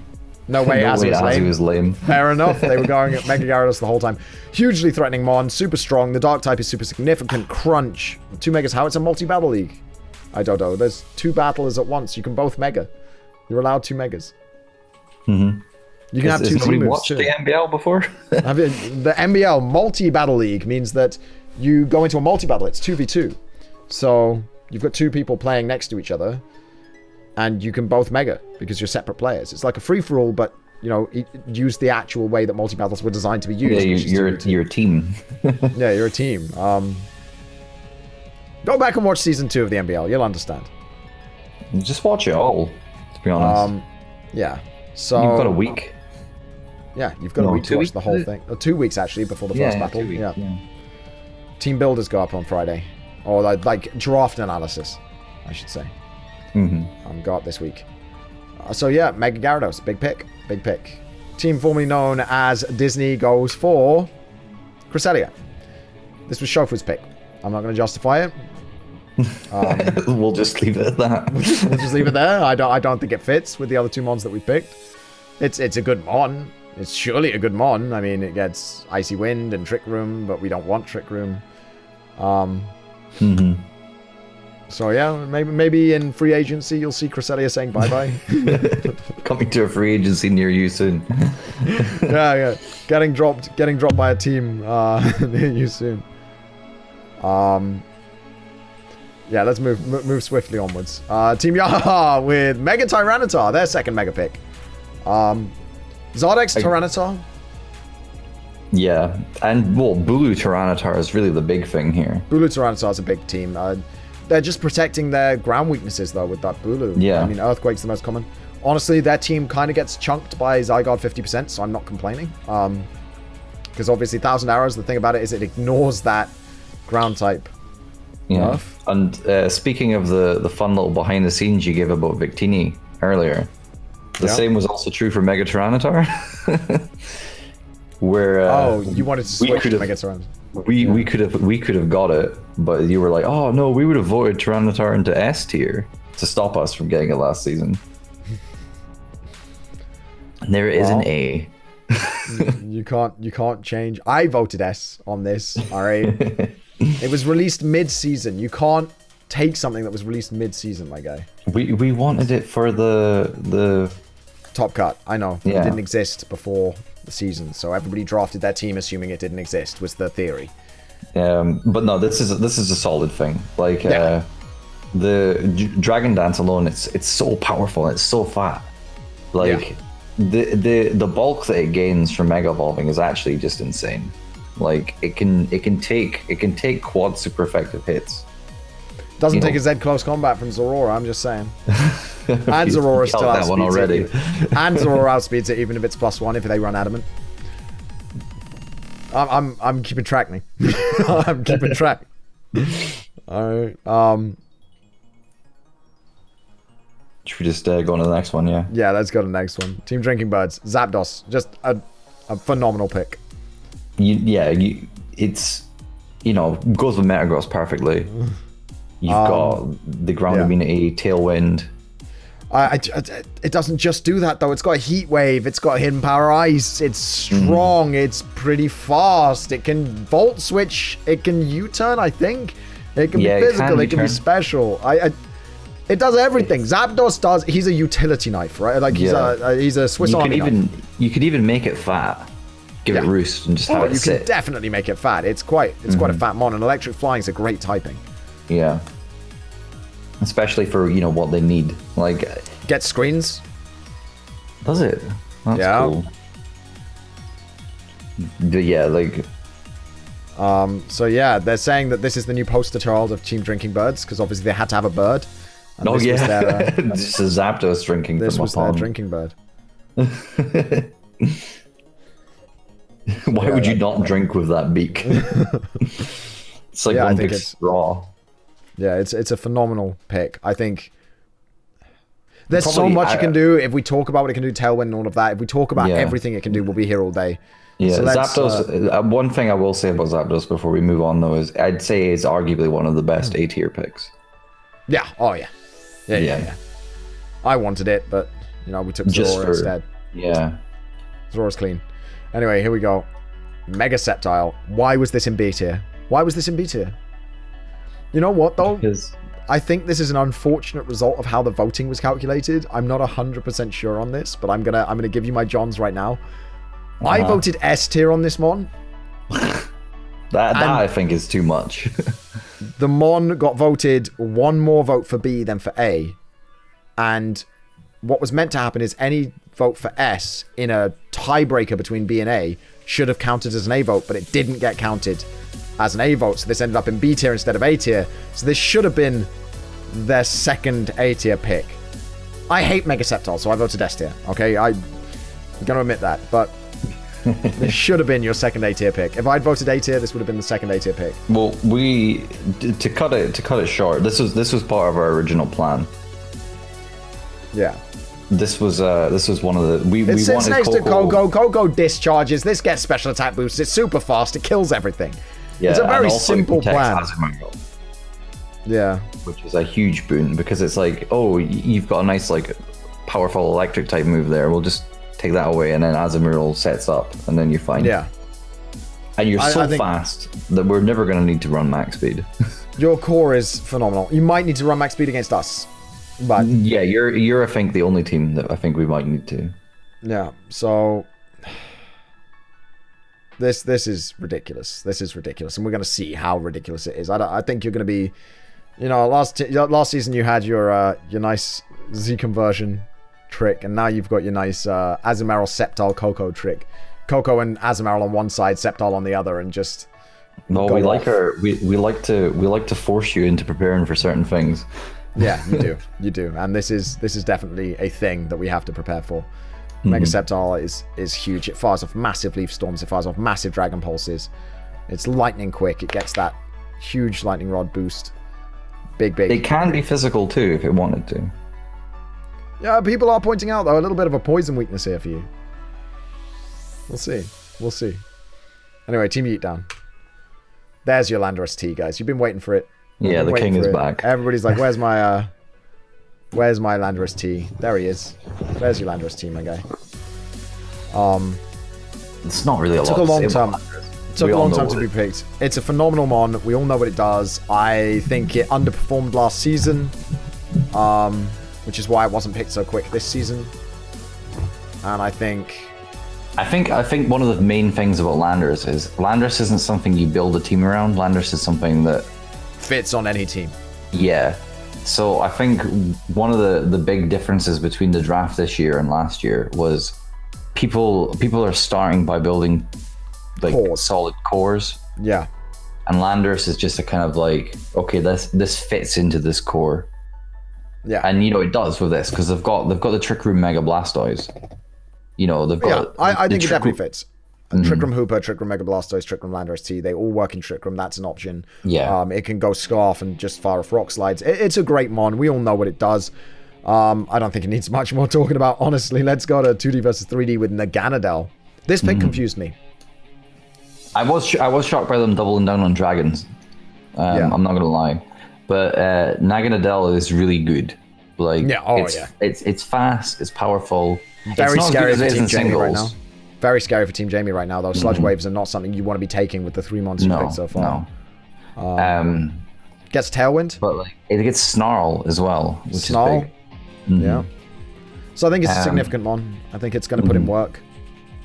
It's supported by the right things as well. Yeah, and it's not got like a crazy move pool, but at the same time, like Dragon, Poison, and Fire are really all it needs. Yeah. No, it's a good coverage. It's good coverage. I think Naganadel is an excellent mon. I think it maybe should have been B tier. but I think it's fine in A tier, and we'll see what happens. We'll see if it I mean, performs. I'd be okay with A just because it can set up and steamroll, but Yeah. obviously in doubles it's a bit harder. Yeah, definitely. All right. Team Not Schooled. Tapu Fini. No. There we go. There's the Tapu Fini pick. We should have Wow. picked this instead of Cress. Why did we pick... When I saw them have Mew and Snorlax, I was like, they're getting Fini next, and I'm really scared. Like Snorlax, it can't be burned. Swagger's Snorlax. Can't burn Snorlax. Yeah. Like, well, yeah, that's true. Yeah, you could curse with the Snorlax and swagger it instead of the belly drum one. It gets It hot. gets Heal Pulse. as well. It won last season. Yeah, it's won last season. It's it's got a lot of chops. It's a world champion as well. I think at this point in the draft, Not Schooled have the scariest team. Got to be honest. I agree. I think by At this far point, they yeah. have at this point in the game. We've got a lot of scary teams, but right now, Tapu Fini, Snorlax, Mew as a three. Yeah, as far as three-mon team. 3-mon teams go, this is definitely the most frightening. Yeah. So very, very scary, mon. There's Jesus. Team Crumpet. Gothitelle. Amazing support for the mons they've got. Yeah, I mean, Goth Intimidate- Mobile is a big thing, by itself. Heal Pulse is the Marwal. Traps them into their Intimidate, so if they've got physical attackers out, you just shuffle your Intimidate users around, put them completely useless, and then set up on them. I mean, and the thing is as well, you can shuffle out quite freely because Gothitelle can heal pulse whatever's coming in. Yep. Like, Trapping is always good, especially in this format where you can focus down one side. If you can Yeah, trap people in exactly. and then focus down one side, it can snowball very quickly and become very, very dangerous. It's why we've always banned Mega Gengar in this league. We've never allowed... you allowed Mega Gengar in Season 1, I had it.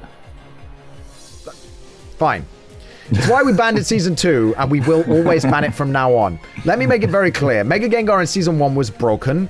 You know it was broken, and Season 1 was the beta test for this league. Yeah, we because it had just less used the teams. doubles and it OU. didn't- We just used doubles tiers. OU. So... And that was when nobody knew how to play doubles in OU, so Yeah. their So- tiers were not good. We did not count. We don't count Season 1 as a thing that we've banned. We have always banned Mega Gengar. I want to make that very clear. okay. As soon as we started deciding tiers, it has been banned with an overwhelm. I think one person voted for it not to be banned this season. One person. And if I find out who that is, they're going to be in trouble. It wasn't any of the Jamies because we were like, we do not want to face this thing. We were like, we know how valuable this was when we had it, and we never want to play against that. Yeah, and yes, this was a very scary mon last season. I believe it was used last season by. Was it used last season for Team Dream Ball? Am I I imagining feel that? like they had it at some point in time. Yeah, I think they did. I don't remember when. I think they had it last season. I think we lost to it, honestly. I know it was yeah. picked up at some point by them. Oh, It might season be one. It was season season they one. had it. Yeah. Fair enough.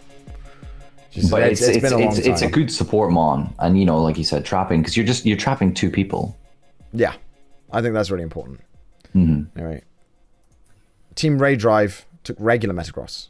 I think this is Team Cyberbaz. Team Yeah. Cyberbaz took regular Metagross. I think this was a super solid pick. I think regular Metagross is very good. This is definitely an Aaron pick You think? because he used a Metagross Lele quite a lot in 17, I think. I think AV Metagross is a huge threat. I think in Psychic Terrain it's super strong with Zen Headbutts. And they've got the Tailwind from Driftblim as well. Can't be intimidated. It can meet your mash and power itself up. Yeah, I think it's a super solid pick. Not something I ever considered. B tier though, it's a valuable mon at B tier. It's 2 tiers lower than its Mega Variant, but I think it deserves to be 2 tiers lower than its Mega Variant. Choice Band hits pretty hard. It's a good mon. I think it's a really solid mon. Do you have anything else to say about it? I don't know what else to say, man. Nope, Jamie's died. Okay, well.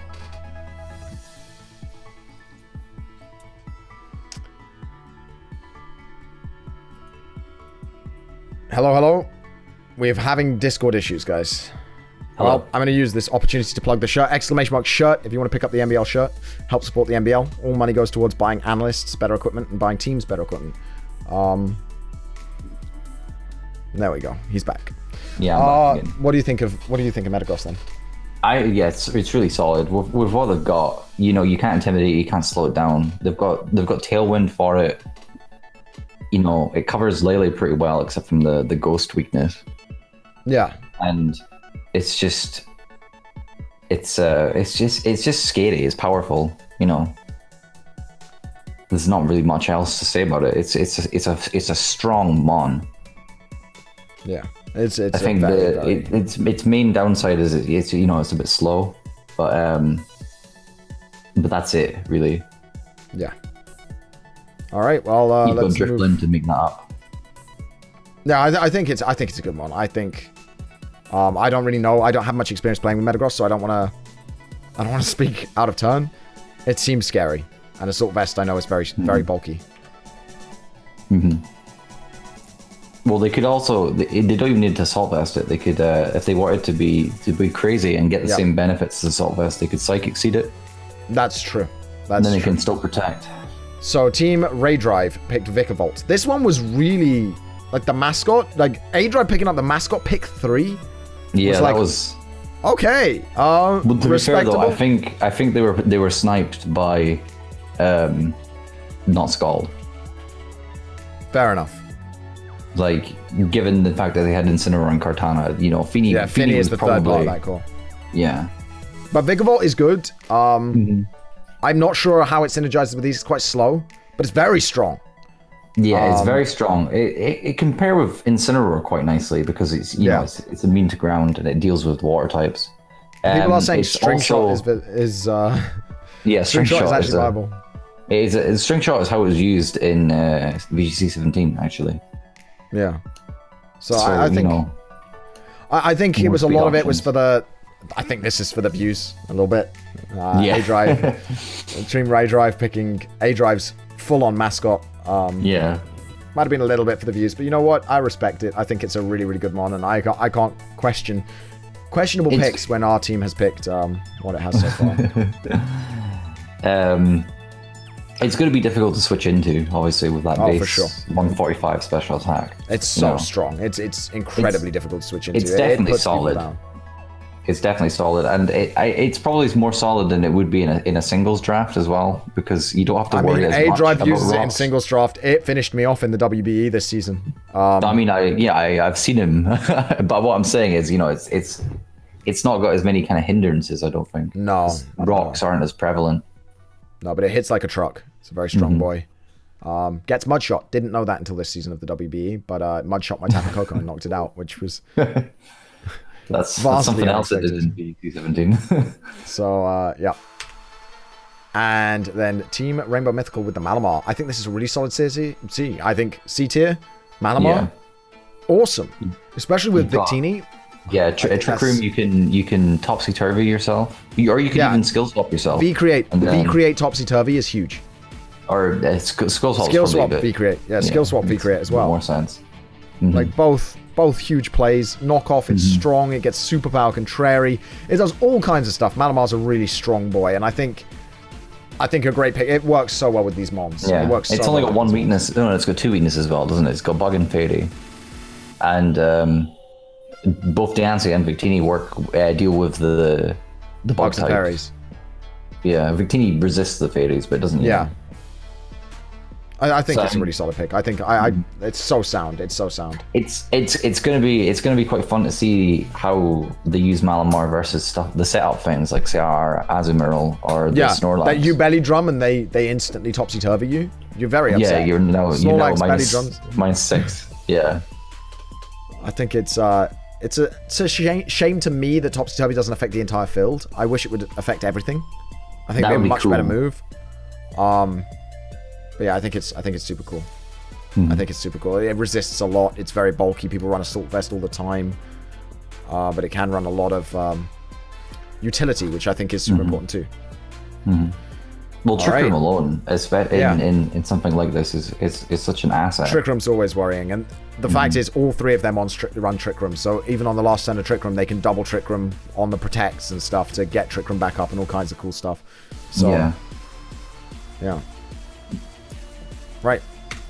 There we go. Before we get into round 5, I just want to quickly thank all the subs from today. So I'm a streamer full time, so I've got to thank this. The Real Nerman, thank you for 10 bits. Pethrick, thank you for 10 bits. Helldude, thank you for 20 bits. Carl Extreme, thank you for 2 bits. Archidate, just subscribed for 23 months in a row. Schmonster for 12 months in a row. Panda Savior for 5 months in a row. Thank you so much to all of you for your continued support. Rosen Okazi just cheered for 10 bits. I appreciate that too. Frost for 10 bits. Flame for 2 bits. Thank you so much. Lethal Sheep, subscribe to Twitch Prime. Remember that you can join the Discord server. ! Discord if you need to see those instructions again. So thank you so much for that. PokeAim, subscribed for 21 months in a row. Jinro Dino, subscribed. Thank you very much. Welcome to the great group of people on the internet. Yup, subscribed. Thank you very much. Welcome to the greatest group of people on the internet. Gameboy Luke has hosted me with 5 viewers. Thanks, Lukey. Typhod hosting me. Okay, the Warlock with 100 bits. Thank you so much for that. I appreciate that. Tyler Schaefer with 5 bits. The Warlock with another 2 bits. Timin Marwell resubscribed for 11 months. Thank you for that continued support. Lakajit for 16 months. Thank you for that. Commander Finn for 19 months. And then Megaturtle for 5 bits. And then another 5 bits. And Maxi for 6 bits. Thank you so much for all of that, guys. I'm sorry that we don't have pop-ups on this stream. These little intervals are the only place where I can thank you because we're trying to keep this professional and MBL based. So thank you very much to all of you. I really appreciate it. Right. Shall we move into round 5? Yeah, 4, but yeah, let's go. Oh, round 4, sorry. Yeah. Nidoking! I think Nidoking's a great pick. I love Nidoking. Yeah, they had it last season. They did, and it put in work for them. Quite a powerful kind of showing in VGC this year. Yeah. Sheer Force Life Orb, Scarf, all kinds of stuff. Very strong. Yeah, it's just a good, powerful mon. Poison type as well. Yeah, Poison Ground is very good much against you.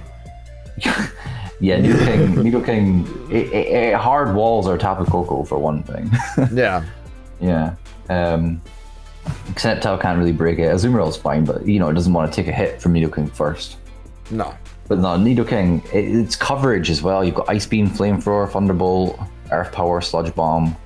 All of which get boosted by that ridiculous ability that is Sheer Force. Yeah. So yeah. Their team is coming together really nicely. I think Mega Diancie, Victini, Nidoking, it goes nicely with their Trick Room modes, and if they want to scarf it and go fast, they can kind of snipe things quickly. Yeah. Very, very good mon. Mega Garchomp for Cyberbaz. For Ray Drive, sorry. Ray Drive, yeah. I think this was a more expected pick. Can I put it that way? From Incineroar Kartana to Mega Garchomp was a lot more expected than Vikavolt. Well, it's a nice partner for Vikavolt for one thing. Yeah, that's true too. Because they can discharge an Earthquake next to each other. Yep, that's very true. Which is a big thing. Yeah, just all the spread. It doesn't have to Mega. It does have to carry the Mega Stone. This is a very important thing about Megas. Doesn't have to Mega and lose that speed. So it could just Earthquake as a regular Garchomp if it needed the speed. But it has to carry that Mega Stone. It can't carry a Scarf. It can't carry a Band. You have to draft normal Garchomp for that. But having just a Mega Stone, putting it in B tier. I think regular was in A tier, which is... Yeah, regular is in A tier. Yeah. So you get a regular Garchomp with no item if you want. So you can have an A tier mon with no item in B tier. Or you can Mega Evolve and get that nice attack boost and still do a lot of damage. Attack and special attack boost. It becomes actually quite threatening. Special attack with Fire Blast and all that, yeah. Draco Meteor and things. No, I think this was a solid pick for them. Yeah, I think it was weird that it ended up in B tier, even as a partner, because I mean, with Kartana, you've got the Tailwind for it. Yeah. And in Tailwind, next to Vikavolt. Yeah, next to Vikavolt, you can just. Its ability is Sand Force. Yeah, it is. Yeah. So it gets is it 50%? Power up of ground type moves. Yeah, ground type, steel type, ground rock and steel actually. Yeah. Yeah. Yep.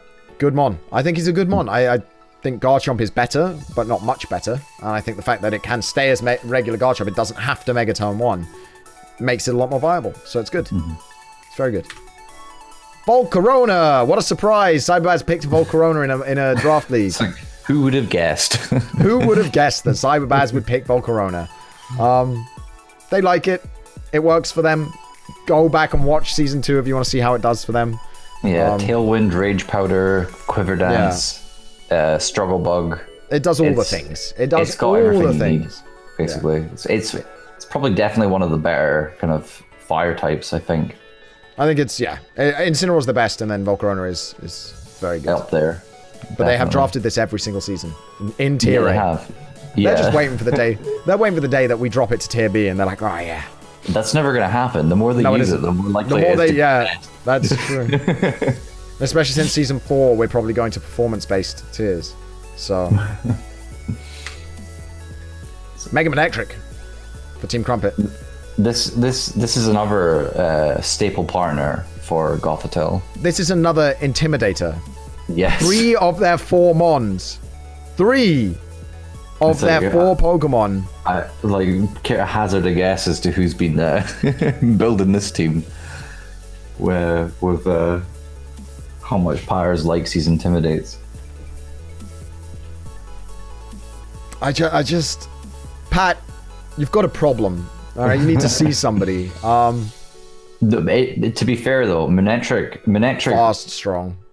it will a fast Volt Switch. You've got Intimidate with it for Gothitelle. So you Intimidate with Manectric, Volt Switch into Mawile as you Trick Intimidate Room. with Marwell. Yeah. So they're now they're at -2. You've got Trick Room up and you've got Mawile in. Yeah, There's your they're in turn a one. lot of trouble. They're in a lot Or of you trouble. just don't Mega Evolve it and you've got Lightning Rod to help Gyarados set up. Yeah. So I think it's Yeah. solid. I think it's solid. And I'm just going to bring special ones. Every single one. Special against Team Crumpet. Every single one. Team Not Schooled brought Scrafty, another Intimidator. So this is where the snipes started getting really disgusting for us, because Scrafty was absolutely our next pick. And now it's gone. And then you'll see what gets picked in this whole thing, because it just kept going. It was every pick. 4 picks in a row, I think we got snipes. Scrafty's a nice little partner for everything here. We saw how well it did with Feeny last year with Dream Ball, having both of them. Scrafty Feeny is great. Scrafty Mew is great. Scrafty Snorlax is great. Scrafty is great. It is a premier fake outer. It gets all kinds of stuff. Intimidate Knock fake off out. Snarl. Yeah. Never seen it in VGC. This has been used in championship teams in VGC, like literal regional winning teams. Wolfie had a Perish Trap team with Scrafty on it, for example. I took it to Worlds in 2016. Yep. I think so did Boy and Baz, actually. Yeah, I think he's really good. Fake out Intimidate is always a great combination. And this is such a bulky team now. Finny, Snorlax, Scrafty, Mew. Every one of them is a bulky threat. They're not playing around. They're not playing games. Yeah, they wanna make sure that they get themselves set up. Yeah, they definitely have the tools to do that now. I mean, those 4 Mons. There's the next snipe, Blastoise. This was our next pick. After Scrafty, if we didn't get Scrafty, you Scrafty. were about this run through. I can't even. Our next picks was Scrafty, Blastoise. That was our next sort of wheel. Was Scrafty, Blastoise, and getting sniped like that there. This is a really solid pick. Yeah. Everything this, Mega Blastoise does, it does without the stab on the special attacks, like, basically. Yeah, but the thing that regular Blastoise gets that Mega doesn't is it can Z Celebrate. Yeah, Omni Boost. Yeah, so it it can becomes Omni very, Boost, very it can powerful. Follow Me, it can Fake Out. Can't run both of those at once, though. Follow Me is a Gale of 1 out of Darkness 11. move. Follow Me was an event move in Gen 5. It was also a Gale of Darkness move, I believe. But No, it that's wasn't. fine. It wasn't. Really? It was just an event move in Gen 5. Yeah. It gets Fake Out as well, but it can't run Fake Out and Follow Me. So it's one of those you have to play weird, because you can't run Follow Me and Fake Out. You can't Follow Me and Z Celebrate. You can't run Fake Out. Wait, can you run Fake Out, Z Celebrate? You can't do that either, right? No, because Fake Out is an egg move. Yeah. So if you want Z Celebrate or Follow Me, you can't run Fake Out, which is significant. But I think the fact that it could be Fake Out still makes people worry. So Well, it's something you always need to have in the back of your mind, isn't it? yeah, you just got to consider it. You need to be like, oh, is it going to If you Fake protect- Out? It can Fake If you Out. protect on a Blastoise expecting a Fake Out while it Z Celebrates, you're a very unhappy boy. I mean, it becomes so bulky after a Z Celebrate as well. It can just, sit on the field forever. If it could get Follow Me as well as Z Celebrate, that would be worrying. But it gets Icy Wind, all kinds of stuff. Really good support mon. Just an absolutely solid pick. Definitely respect it, because I would have taken it myself. Right, Team Yeet Down with their Rotom Heat. They had Rotom Heat last season. It played really nicely for them. GE loves this mon. Beatdown loves this mon. What more is there to say? It's a good mon. Yeah, you've got your with the Z moves. It's just only gotten better because it means you've got that big powerful fire move that you don't need to worry about the stat Dropping drop with stats. or missing. You've got Electro Web for speed control. You've got Will-O-Wisp. You've got Volt Switch to kind of pivot around. It's just a nice mon, and the typing is really good. I definitely think that Fire Electric with Levitate is very good. You got to watch out for those Mold Breaker mons. Yeah, which there are a lot of at the moment. You got to watch out for 1,000 Arrows. You've got to watch out for any ground move that can hit this. Definitely needs to be worried about. But last season it had 12 kills. It was the MVP of this team. So they've taken it again, and I think we'll see a lot of great play from it again. A lot of Firium Zeds again. Volt Switch is important though too. There we go. This was another one. I believe I was DMing you about this one. We were talking about this pick because you picked it. I was very upset. Magmortar. Well, we needed a redirector. I know you did. And I thought, this is a nice, powerful mon. This was our redirector last season. I think it's really cool. We lost Blastoise. That's like fine. We'll just take Magmortar again. Thanks, man. Appreciate it. I do. I really appreciate it. Like, thank you very much for taking this again, because that's 4 snipes in a row right there, and this was just. I think it goes nicely with Azumarill and Sceptile. We've got the Fire War. Yes, it does. It does go nicely. I respect it. All of that. But you sniped me. I got quadra sniped. Every time I tried to stand up, I got sniped in the head. And here's DuckTales. I'm pretty sad. This was my boy DuckTales, and he put in Launchpad. If you don't call him Launchpad McDuck in every battle, I'm gonna. I did want to call it Launchpad just to kind of pay respect. The shout outs, yeah. Thank you. I appreciate it. One of our MVPs last season, like, it just put so many people on the hurt with Coco next to it as well. It just works well with Coco. I genuinely think it. Like, just anything that redirects and is as bulky as him and can have flame body it's going to be good. Well, the thing is as well, it's very strong. Like, it's 125 like special attack. You can nuke Sludge something. bomb. It's got quite a lot of coverage. If we wanted to, we could get crazy and belly drum with it, but we almost did that last season. No, we did do that last season. Belly drum Mac Punch was one of our sets. It's a great mon. It's a great mon. Speaking of belly drum, I think that's quite a nice segue to the next. Linoon! Team Drinking Birds not playing around, taking Linoon. Belly Drum Extreme Speed. That's the only set this thing ever runs. If they run anything but Belly Drum Extreme Speed, I will be. Loves these Linoons. He does. The thing is, it's so strong when it gets a belly drum up, and Gluttony with the 50% berries, it's just gotten better. Extreme Speed can, if you're. Didn't they have this last season? I'm like 99.9% sure they had this last season. They did have this last season. Yeah. Because they brought it against us, and we shut it down with something silly. Actually, I can't remember how we shut it down. Skydrop. We skydropped it turn 1. But yeah, the Extreme Speed is the same speed priority as Follow Me. So if you've got if Linoon's faster than their Follow Me user, it can ignore it and just nuke the other mon. Yeah, which is super significant. I think it's a super good C tier pick, right? I don't think it's coming to every game. Don't get me wrong. I don't think it's coming to the majority of games. But the games it does come to, it's going to have to be a threat that needs to be addressed immediately. And the thing is as well, it doesn't need to necessarily come to every game, but you could bring it to Team Preview, and then they're like, oh, we need to do with that. That's something that anybody who's new to this season, basically the way this works, you draft 10 mons. To each battle, you bring 8. To Team Preview, you bring 4 mons each. 4 each.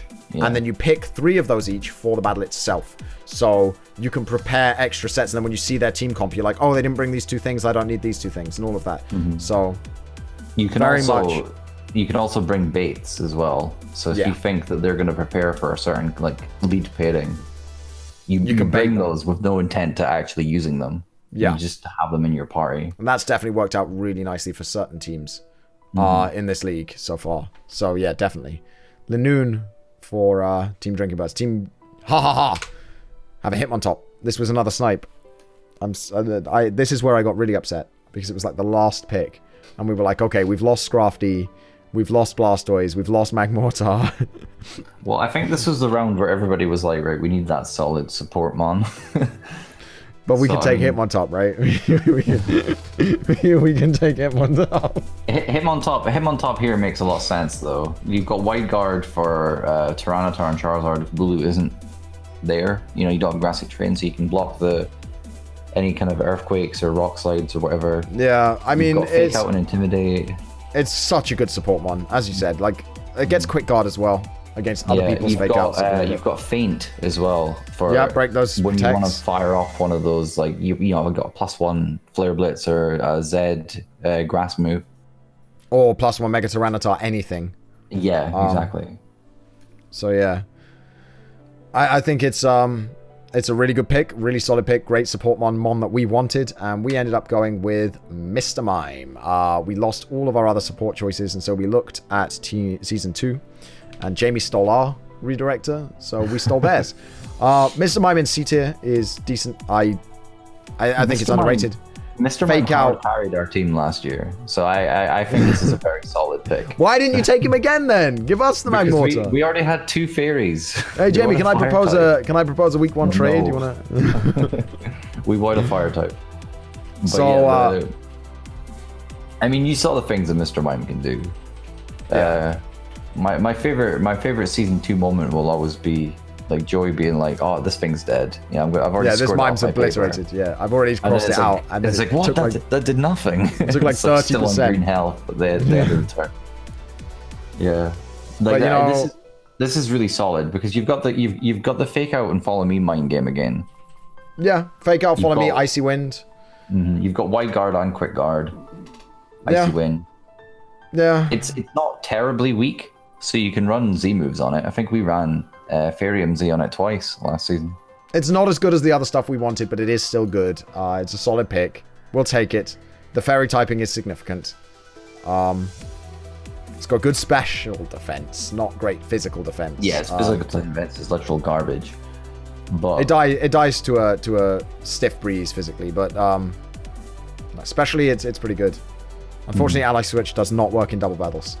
Yeah, I've seen that being said in this in your chat like 50 times so far. Yeah, Mr. Mime, Mega Mr. Mime is coming out in Let's Go apparently. So you know, here we go, Infernape for Team Dream Ball.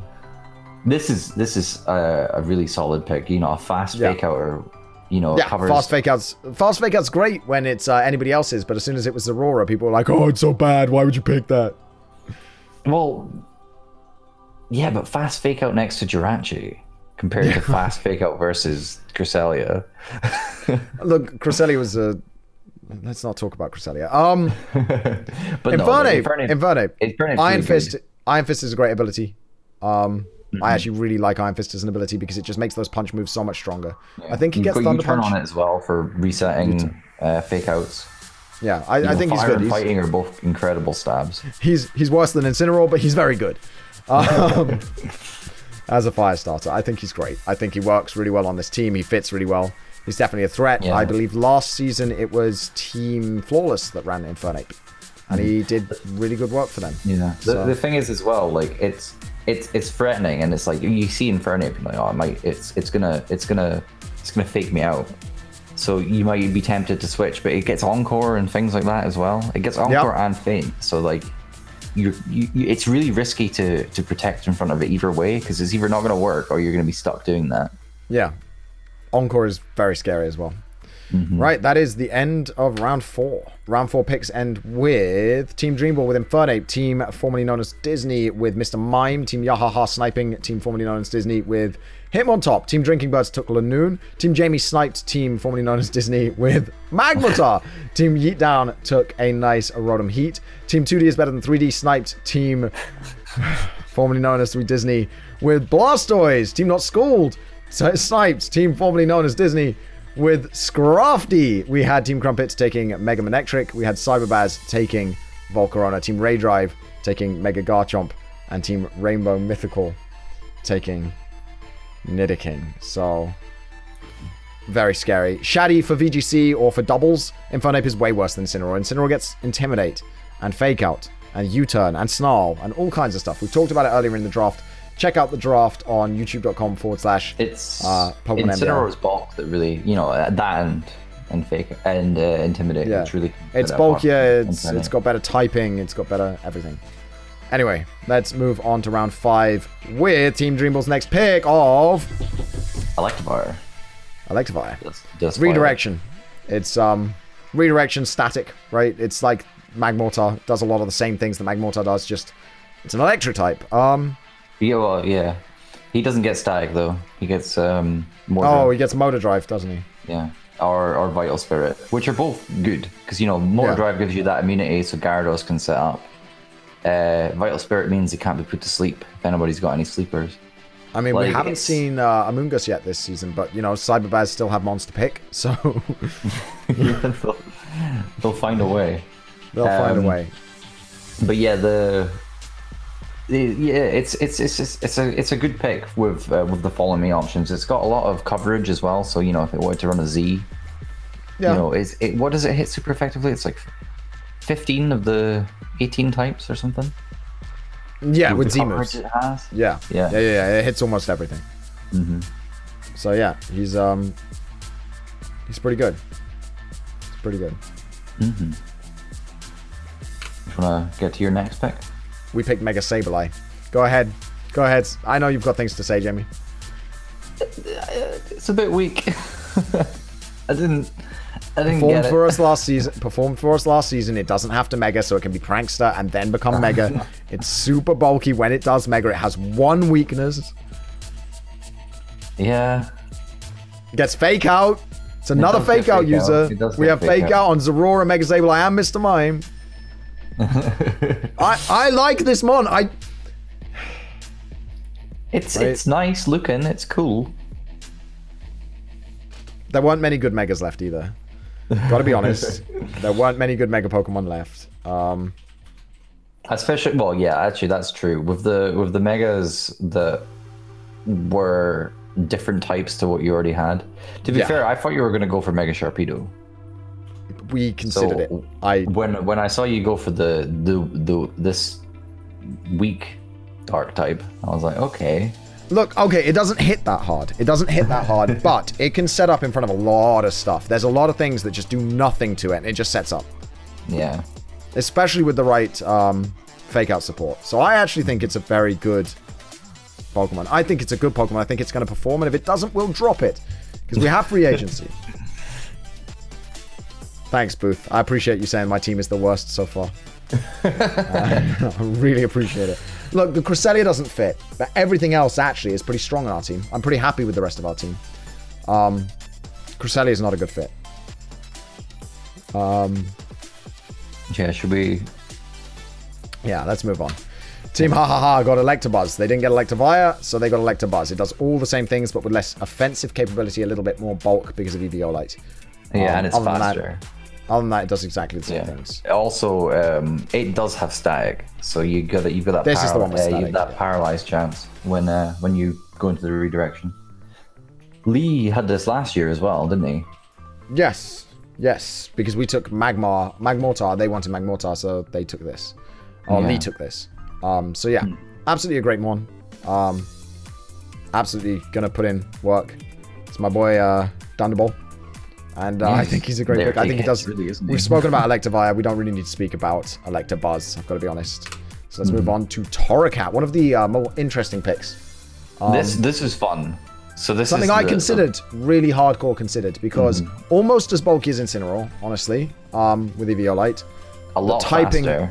Typing's not as good. A lot faster. Still gets Fake Out. Still gets Intimidate. One of my favorite Pokemon. It's like my second favorite or third favorite Pokemon overall. So it would have been lovely to use them on that I love this much. It's a spicy pick. It's a very spicy pick. It is spicy, yeah. I think anything with Intimidate and Fake Out is good in VGC. It's still got U-turn, it's got Snarl, and it's got all the same tricks as Incineroar, except it's not as not as bulky, basically. And it doesn't have the Dark type. Like that's So, but no, I thought this was a really cool pick. Intimidate, Fake Out, Torracat. It's so much better looking than Incineroar as well. Like, it's just a much cooler mon. It doesn't have those awkward fingers. I mean, I don't like the Incineroar stands up. I don't know why they went from Litten to this to another standing up looking mon. Yeah. Honestly. I also don't like the fact it's got 5 fingers on its hand. I think if I had 4, it'd be fine. You want to talk about your Intimidator, Team Jamie? Oh, is that what we've got next? I've actually Yeah, not been paying Staraptor. attention to where we are. Oh yeah, Staraptor. So we wanted a ground immunity. You needed a ground immunity. You needed a ground immunity. We didn't have Intimidate last season, and I think that was a big problem. Because it just makes your life so much easier having Intimidate. It really does. It really does. You need an Intimidator. We've got Tailwind with it. It can, if we wanted to, we could run Reckless and just like choice ban and just blast things. And I think most importantly, it has Final Gambit. Oh, you and your Final Gambit Staraptor. Okay. Look, Jamie Keane literally thinks that Final Gambit Staraptor is the truth and can put in work. I mean, next to Magina, it was a great idea. Next to Magina, that was a great idea. But I don't think... It's a big deal in something where you've only got 3 mons each. Like you guarantee them. Like say look at what Final Gambit did last year versus Dream Ball. We got rid of the only thing that beat our Blastoise that they had. Yeah. Okay. True. Yeah, it put in work last season. It's just solid. But I thought it was a very nice fit for what we had. Tailwind. So we've got speed. We've got, I think it gets Whirlwind as well, so we can deny Groom or setup. So I think Staraptor is a super powerful pick. I do approve of it as a good pick in B tier. Yeah. And by the way, guys, just wait. All right, Team We Disney actually started coming together on our picks. Shofu started listening, and we started actually talking. Just wait. The synergy gets much better. Jamie, can you tell them the synergy gets much better? It gets much more synergistic. There's some quirky options coming up. Like it does get better. It does get fancier. It does definitely get fan. Oh, we got some spicy tech. I think. Yeah. Shofu was saying this is probably his last season of the MBL anyway. He's not sure he wants to do another one after this, so we'll see. But because of that, we're not too worried about having to disband, because I probably am going to have to disband anyway. So at this point, we're just we're going for some super spicy wins. We want to win with style. Virizion for Team 2D is better than 3D. This is a solid pick. Virizion's nice and fast. Grass and fighting's all right. Fighting especially is probably quite useful, given some of the threats that are already there. You've got like Mega Gyarados, you've got Snorlax.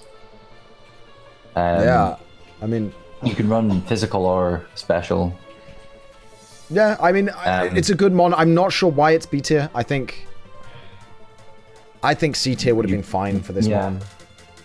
But they like it. It's a nice speed tier though, and I think it's a very nice speed tier, and it goes really nicely. It's their Fire Water Grass core now, isn't it? Rotopi, Virizion, Mega Blastoise. And it's a without super giving good version. it does pair very nicely with something else they pick. Yeah.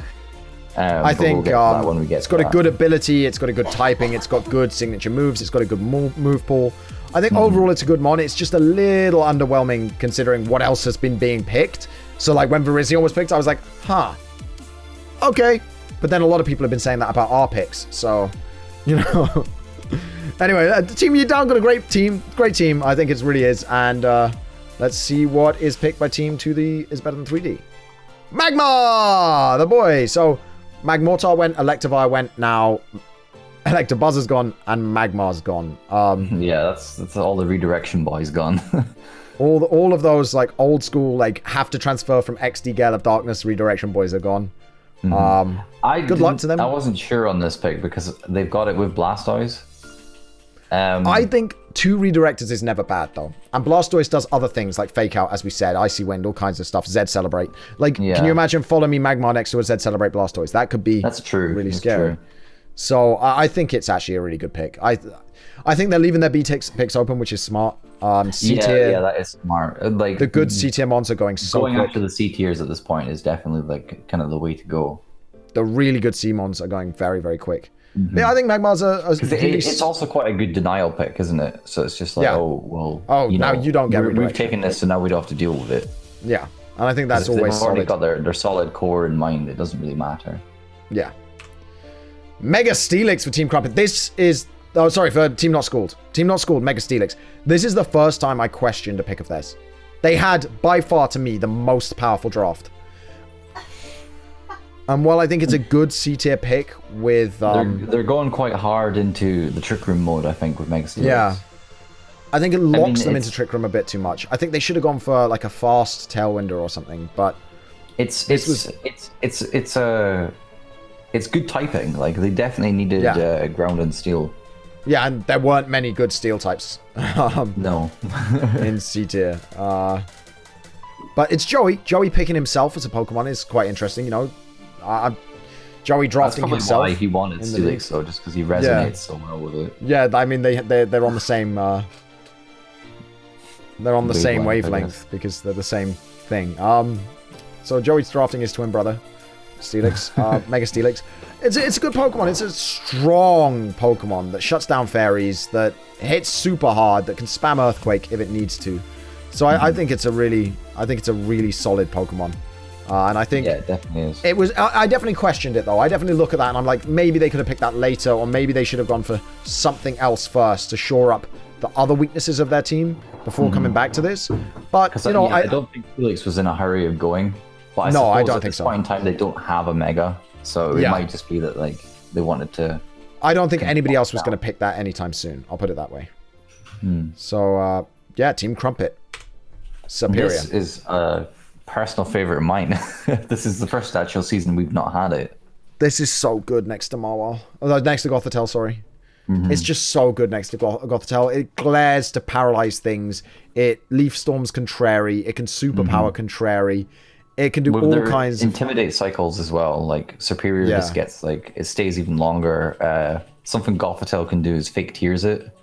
Yeah. So it's suddenly got +2 special defense. Or it could tickle it, so it gets, you know, attack and defense. Yeah. It's definitely amazing next to Gothitelle. I think it's definitely... There's so much tech next to Gothitelle. It has a lot of, like, fun options to it. Because, I mean, obviously, you know, you're forced to run Leaf Storm on every single one. But, you know... I mean, they drafted a second Snake in B tier. Yeah, true. So, like, you know, 2 snakes for the 2 snakes, which is interesting, but yeah, I think Leech Seed is another option, isn't it? Next to Gothitelle making it bulky and all kinds of stuff. It's a monstrous boy. So yeah, I think Superior as a draft here is huge. Yeah, it's very nice. It has the potential to steamroll as well, and with it really does. Them having like so much intimidate and like trapping potential, like that's just with the right support, Superior can go off, and this is definitely the right support. I'll put it that way. Right, Team Cyber Baz took Mega Sharpedo. So this is something you expected us to take. Yes. And instead, Team Cyber Baz took it as their water type. Mega Sharpedo, very strong mon, very fast mon. Gets speed boost if you don't Mega, but it doesn't even need the speed boost against a lot of teams because base 105 speed is... Not in like draft format, because, you know, not a lot of things actually get as fast as it. It's base 105, isn't it, for Mega Sharpedo? So it's faster than a lot of these draft mons. It's going to put in a lot of work. Strongjaw's 50% boost, right? Yes. No, 30. Or is it 50? I can't even remember. I think it's 50. But yeah, so like that gives it effectively stab on like Psychic Fangs as well. I mean, you could say it does for like Ice Fang and Poison Fang, but they're not very strong anyways. Psychic Fangs is a great ability though, because it breaks screens if people decide to set that up. Yeah, exactly. Tapu Lele boosts it with Psychic Terrain. No, I think it's a very scary. It's another thing that appreciates Psychic Terrain as well, because Sharpedo obviously being quite frail doesn't like priority moves, and it doesn't want to get hit by priority, and then Tapu Lele's there just going, nope, you can't do that. Now it's fast, and if it got 1 speed boost, it's now by far the fastest thing you're going to encounter in this league. Yeah. Like, that's the thing that you guys, you know, you say your Sceptile's not outsped. What about this with Ice Fang? Yeah, at true. +1 speed, you've got to be aware. There's also the fun Destiny Bond option, which Destiny Shock. Yeet Down used against us last year. It caught you off guard. It did. I loved that video. I think this is a very solid pick by them. This is apparently quite a decisive pick for Aaron and Baz. They both have very strong opinions about which water type they wanted. Oh, really? They were divided, were they? Yeah, that's. Do you know what the other pick was? Mega Swampert. Ah, interesting. Needs the rain support. This doesn't need support. Team Ray Drive taking Gigalith. Now Garchomp makes sense, doesn't he? Yeah. Gigalith, very specially defensive, very bulky. Fat boy. It can explode. It can set up sand and then it just explode, which is not even a questionable thing. Sturdy. Well, I mean, even still, if they happen to draft a Trick Room user at any point in time, Gigalith can just rock slide away, and it's so powerful anyways. Yeah, and they've got Vikavolt, so we're expecting them to draft a Trick Room user. At this point, anybody looking at this is going to and expect... you've got White Guard as well, and having... I think this is the first Weather user, like the first Weather ability that we've got. It is the first Weather. This was not a Weather season. Like last season, quite a bit of Weather. No, Mega Tita. But... Oh, yeah. So there is. Sorry. Yeah. It's big, and they are leaving S tier very late, but that's fine. Everybody else has picked their S tier, so... Well, yeah, there's no reason to take it now. They've no reason to ever pick it until the very end. It's got to be their last pick, because there's no reason to pick it before their last pick. Yeah, no, solid pick. I think a really, really solid pick. Their team's looking incredibly scary, incredibly quickly. So, yeah. Right, Team Rainbow Mythical taking Salamence. There's their Intimidator. An A tier Intimidator. Ground Resist, Tailwind Ground support. Immunity. Oh, yeah, that's what I meant, sorry. Yeah, Tailwind support. They could run stronger than it looks if they really wanted to. Stronger than people think. Runs a lot of like special. Zed Fly is particularly good. Zed Hydra Pump. I've seen Wartarium Zed Hydra Pump as well, and all kinds of nonsense. Like Moxie Ments. It's quite a nice support pick, I think. Yeah, but Scarf Moxie is still a thing. Definitely still a thing. It's not super easy to pull off. No. But it is an option. I think this can sit quite nicely next to stuff like Victini, because then Victini boosts your accuracy, so you don't need to worry as much about Hydro Pump and Draco Meteor. Oh wow, yeah, I forgot about that. That's stupid ability. And it sits quite nicely next to Diancie, because it kind of threatens a little bit away the Earthquake or the ground move. You can set up the Tailwind with it, and Diancie can just fire off spread moves. And also the Intimidate is obviously nice for everything they have. Yeah, I think Intimidate was important for them as well. They needed an Intimidator. I think so. That is round 5 concluded. Team Rainbow Mythical took Salamence. Team Ray Drive took Gigalith. Team Cyberbaz took Mega Sharpedo. Team Crumpet took Superior. Team Not Schooled took Mega Steelix, also known as Mega Joey. Team 2D is better than 3D took Magmar. We didn't get sniped this round at all. Team Yeet Down took Virizion. Team Jamie took Staraptor. Team Drinking Birds took Toracat, which was awesome. Team Ha Ha Ha took Electabuzz. Team formerly known as Disney took Sableye, which I still stand by. And Team Dreamball took Electivire.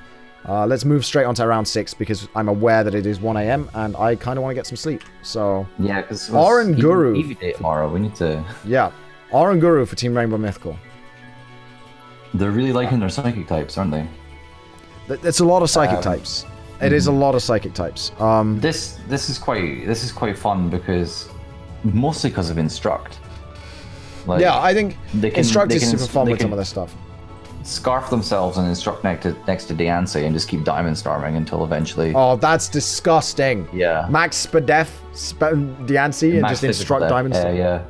No, if they run Max Spadef and then boost the plus 6 physical. They could also instruct their Malamar, so it gets... 2 superpowers and 2 boosts. Yeah. Nidoking always appreciates an extra hit. Yep. I think it's great as a Trick Room as well. Yeah. So much of that team learns Trick Room. So much of that team. And for them having 3 psychic types, they don't share a lot of weaknesses. Yeah. Yeah, this is immune to Ghost, isn't it? Because it's psychic normal. Yeah, it's immune to Ghost. It's only weak to Dark and Bug, which Malamar resists Dark. Well, it doesn't resist, but it's not weak. Victini is neutral to Bug, so yeah.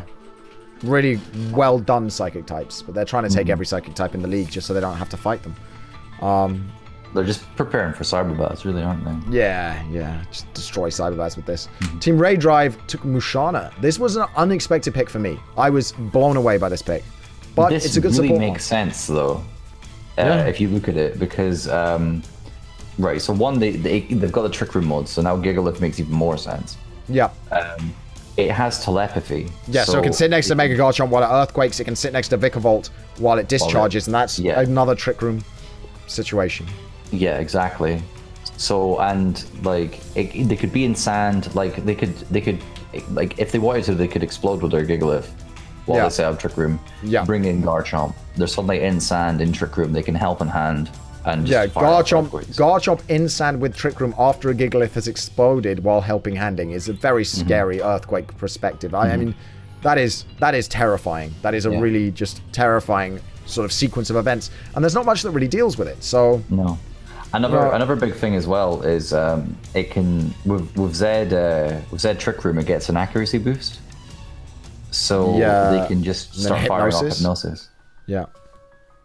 So yeah, I think it's a really solid utility pick, and I think they needed a utility pick. They have so many scary mons that they needed maybe a little bit of utility there. So the Gigalith Mashana coming through with the utility, definitely a very scary boy, and it does also get Calm Mind Baton Pass, which is a thing.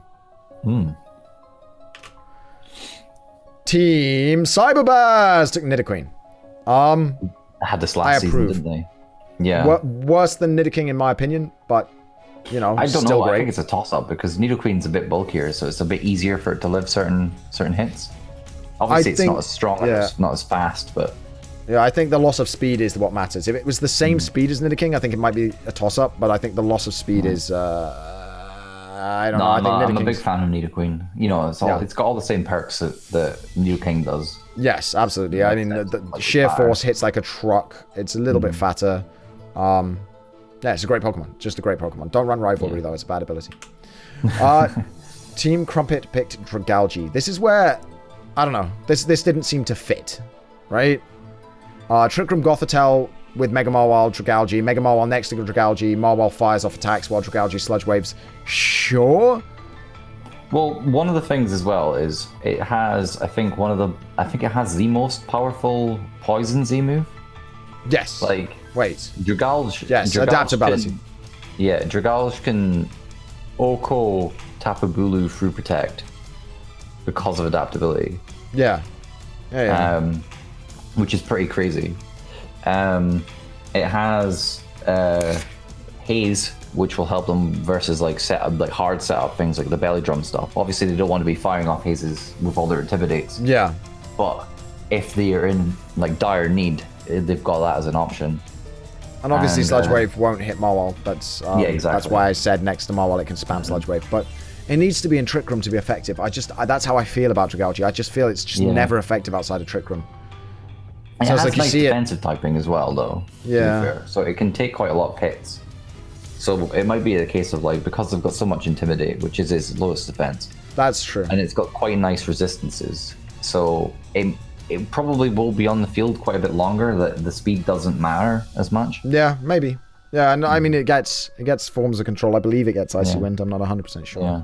Plus, it gets probably the main hazard, I think, for MBL, which was Toxic Spikes. Oh yeah, Toxic Spikes is incredibly important. It also absorbs Toxic Spikes, which is another thing you have to talk about. Grounded poison types absorb Toxic Spikes, stop them from remaining on the field. So yeah, I love the idea of it coming in and absorbing Toxic Spikes, just rolling around on them like, get them off the field. Let's move on to Team Not Schooled. Sarina. This is interesting. It is priority prevention.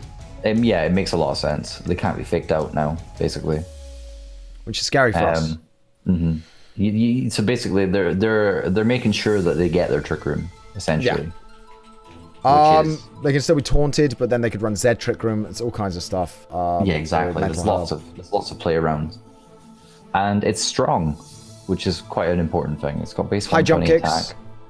Yeah, it gets Trop Kick, which is a really significant attack. It's basically Intimidate on a stick. Yeah. So yeah, I like it. I like Sarina. It was one of the C tier picks that I was eyeing. Obviously didn't get it. U-turn as well is quite nice. Yeah. I think it was drafted last season but never used. It was picked twice in one season. It was drafted, dropped, and then picked up, and never used. It's also a national champion. I think it won Japan Nats in 2017. Nice. Yeah. All right. Team 2D over 3D. Picked regular Sableye. You think this is a better pick than Mega Sableye?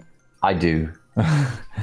Because you've got... You can run the Fairy Berry to get rid of your only weakness. You can run... What's the other move? You can run Focus Sash. So then you're guaranteed like two moves off of it. I like the Mega option. I think the additional bulk from the Mega option is good. The additional power from the Mega option is good. I rate Mega over regular, and I will fight you on this because you said that this was a good pick for them, but then Mega Sableye was a terrible pick, and I was a little upset.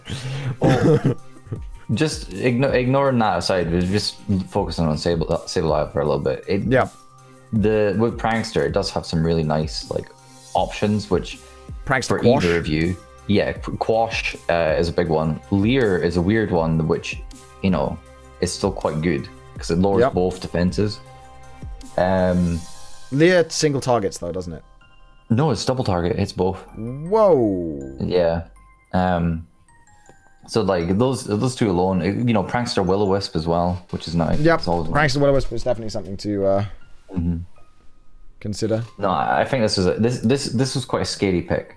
I think after Magmar, I was a bit like, oh, what's going on here? But then Sableye kind of was like, oh, actually, this. Yeah. So you can just quash. And again, it's fake out and all of that stuff. Yeah, exactly. Fake out was always good. Yeah. All right, Team Yeet down. Bronzong! Bronzong performed super, super well last season. Definitely earned its A tier here. Yeah. Premier Trick Groomer. The Steel typing's really good as well. Great ability. That's another thing that can go for the Z Trick Room with Hypnosis. Yep, Z Trick Room Hypnosis. It also, some of the tech that they brought Weakness Policy Bronzong with Fling Iapapa Scrafty to fling at the Bronzong while the Bronzong Trick Roomed, so that the Trick Room then activated his Weakness Policy in Trick Room, so it was in Trick Room with a Weakness Policy activated, and then the Berry healed it back to full health. And there was all of a sudden a +2/+2 Bronzong ready to wreck face in Trick Room, and that's just, that was a monstrous series of events with Wolfie, and it was just epic. It was just so epic. I loved that strat. So another world champion mon as well, actually. Also difficult to deal with because you don't know whether it's levitate or heat proof. Yeah, exactly. So until you know. Until you go for whichever move you. Yeah. It's always going to be the one that you don't go for. Yeah. You go for it's going to have levitate. You go for the fire move. It's going it changes its ability. It changes its ability based on whichever one goes for it first. Yeah. So yeah, it was definitely very, very good, and definitely won itself that Player of the Week. So Bronzong. Team Jamie took a Selgor. Another Scarf Final Gambuser for you. Well, this one doesn't need Scarf. Oh no, it doesn't need a Scarf. That's true. Because we've got Unburden with a Berry. Yeah, with the Electric Seed. Electric Seed, that's what I meant. So we now have the fastest thing in the game. But aside from having another Final Gambit user, it does actually have quite a nice little support pool. Toxic Spikes. It does have Toxic Spikes. It's got Encore. It's got Feint. It's got Acid Spray, which is nice. So that's basically it's got an attacking Fake Tears with Acid Spray, which is cool. Obviously, it doesn't work on steals. And Struggle Bug is pretty nice. Yeah. To help kind of give us a bit of bulk. Someone in the chat is talking about roleplay Fisher Landorus. I would just like to remind everybody that if I had remembered that Gravity was a move and put that on Landorus instead of Smackdown, the roleplay Fisher thing would have swept Team Dream Ball in no short... that would have been a very short game. Because if we hadn't had to pick the Smackdown target and we just Gravitied, both of our mons would have been No Guard Fisher in Gravity, and we'd have just gone Fisher, Fisher, Fisher, Fisher, Fisher, Fisher, Fisher, Fisher. But I messed up and I put Smackdown on it instead because I'm dumb. But yeah, don't trash talk that strat. That strat was genius. Someone in the chat said, "Was this a bike pick to the Excelgor?" And I want to say no. This was the one I wanted the most. Fair enough. I think it's a good pick. I think it was great pick in C tier. It's a great pick in C tier. It does for C tier, it was definitely. It gets Struggle Bug as well, right? Yeah. So that's a spread move that lowers both target special attack, which is really good. I think it's a really great utility mod. Yep. Right, Team Drinking Birds took regular Shaman in B tier. I love Shaman. I think it's a great mon. It's a really bulky grass type. Seed Flare is a ridiculous move. It's another Zed Celebrate user, isn't it? Yeah. Zed Celebrate, Seed Flare, Air Slash. It gets all kinds of stuff. It's bulky. Leech Seed sub is a set. Yeah, so Earth power, yeah, it's got decent coverage. Seed flare is so powerful, and it's got, is it a 50% chance to? It's a high chance. It's a 30% chance, I think. Oh, is it not as high as I thought? It's just 60 with Shaman Sky. Yeah, okay. That's still a good chance though to lower the special defense. 40% chance. 40% chance of lowering special defense. 40. Which is crazy. That is crazy. By two parts.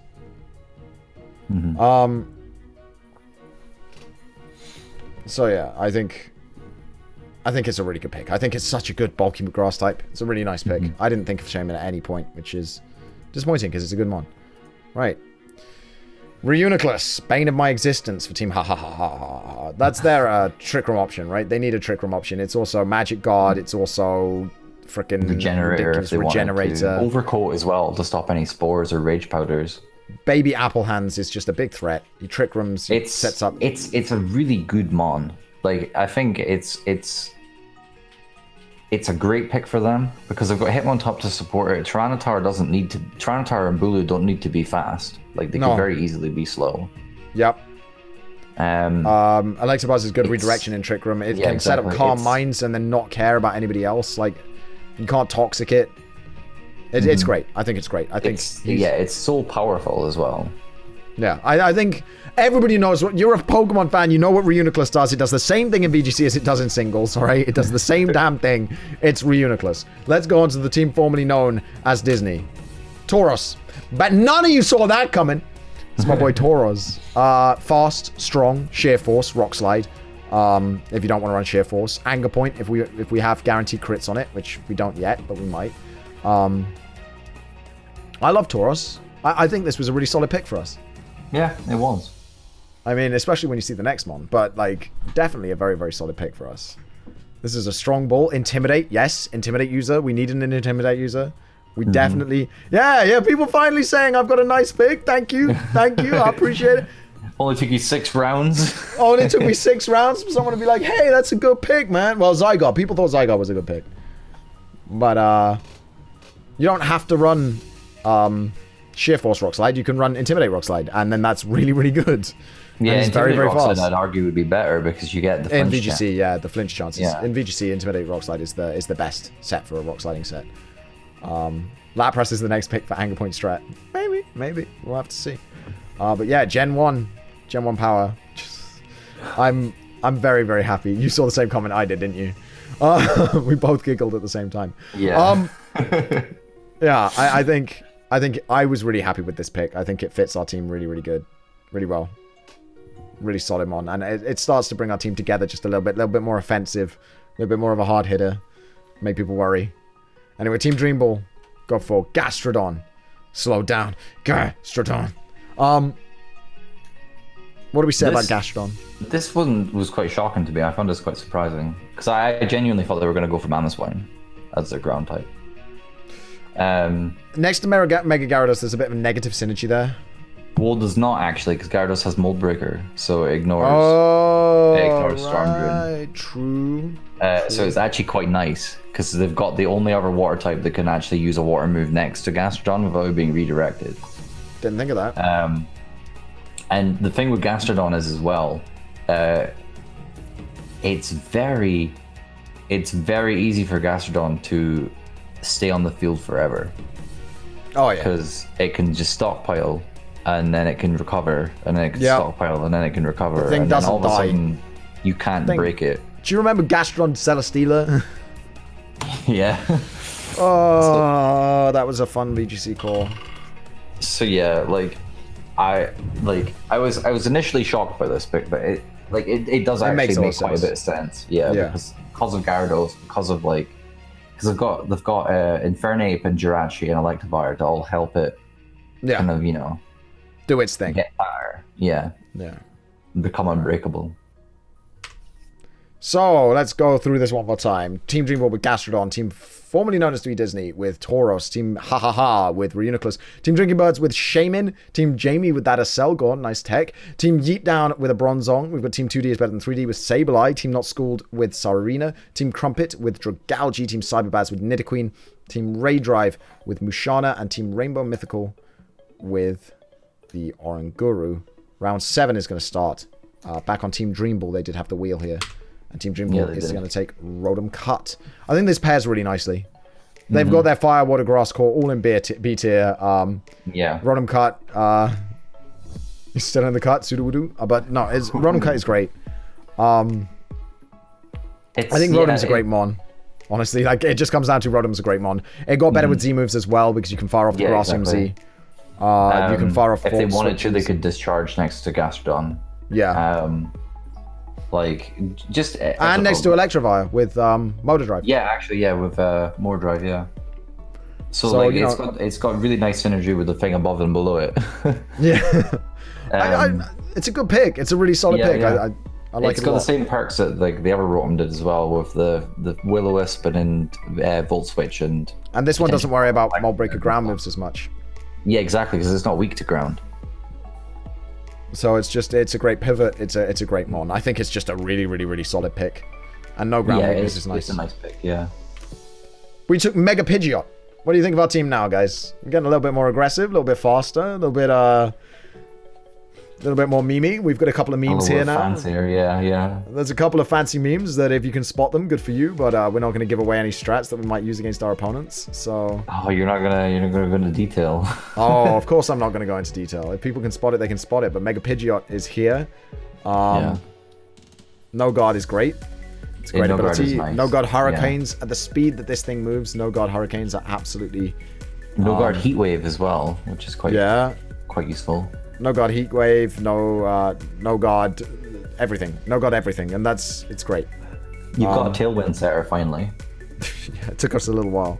Look, it took us a little while. Just a short time, but we got it. I was a fan of these two picks. But these were the two that we actually talked about before you actually picked them. I can go through the logs. I came to you and I'm like, I want to pick this. Do you think it's good? And you were like, yes. I was like, cool. That was the conversation. All right. Well, I was like, yeah, this is something we considered having. Yeah. At which point I was like, oh, Team Jamie. Jamie. No Guard double team. Absolutely. Super Striker, Super Saiyan Rose. That's the best skill ever. Yeah, so I think it's a really good pick for us. I think it's a much better Mega than Sableye, but Sableye was more likely to go, which is why we did Sableye first. I'm not sure Sableye was likely to go, because the only person I've seen draft Mega Sableye in the entire MBL has been you. Okay, alright. I like my team a lot now. At this point, like, Cresselia needs to go, right? I think we can establish to come together a bit better now. We can establish that Cresselia needs to go. Little spoiler for you guys: we will be dropping Cresselia after week 1, for something else. It's week 3. That's when the first trade is. No, it's not. We put the list up recently. Jamie, no, it's not. That's the old way. You can trade once a week, up to 3 times, throughout the whole league. Oh, right. Anyway. It's only... Oh, okay. Yeah. Up to 3 trades, up to 3 agencies. You can't do both the trade and a free agency on the same week, and you can only do 1 of each a week. Up to 3 times. Anyway. Yeah, so Cresselia just doesn't fit our team at all. We need a more offensive S tier. So, right. I think Harvey might have told you guys the wrong thing about how free agency works. Always blame on Harvey. That's Harvey's bad because it's in the rules. It's in the doc. He is terrible. Harvey made all these slides for us though. But anyway, the rule book is there, the rules doc is there, and the rules are in there. So yeah, that's right. He gave you the wrong info, and then I corrected it. That's why you've got this wrong info, Keen, because you just can't remember that I corrected it. Anyway, Team ha has Empoleon. I love this pick. I love Empoleon. I love this Pokemon. Yeah. I love Prinplup and Piplup better, but obviously their team is just getting scarier and scarier, really. Yeah, like, every pick. You're gonna want to bring Intimidate versus Charizard, Bulu, Tyranitar, and then Empoleon's got Defiant. Yep. It goes nicely with Bulu. Actually, they've got the. I'm looking forward to seeing Empoleon in front of Team Crumpet. To be honest. They've got the Fantasy and the Firewater Grass Core in free mons. because they've got Really? fire dragon, Oh, yeah. grass fairy, and water steel. They've got both defensive cores in 3 mons. All right then. Yeah. That's awesome. That's awesome. Yeah. I love this guy. It's my boy Newt. It's Mega Newt, Ultra Newt. It's got a lot of nice moves. I hope they call it Newt. I might ask Lee. But yeah, that's a great one. Please call it Newt. That's my boy.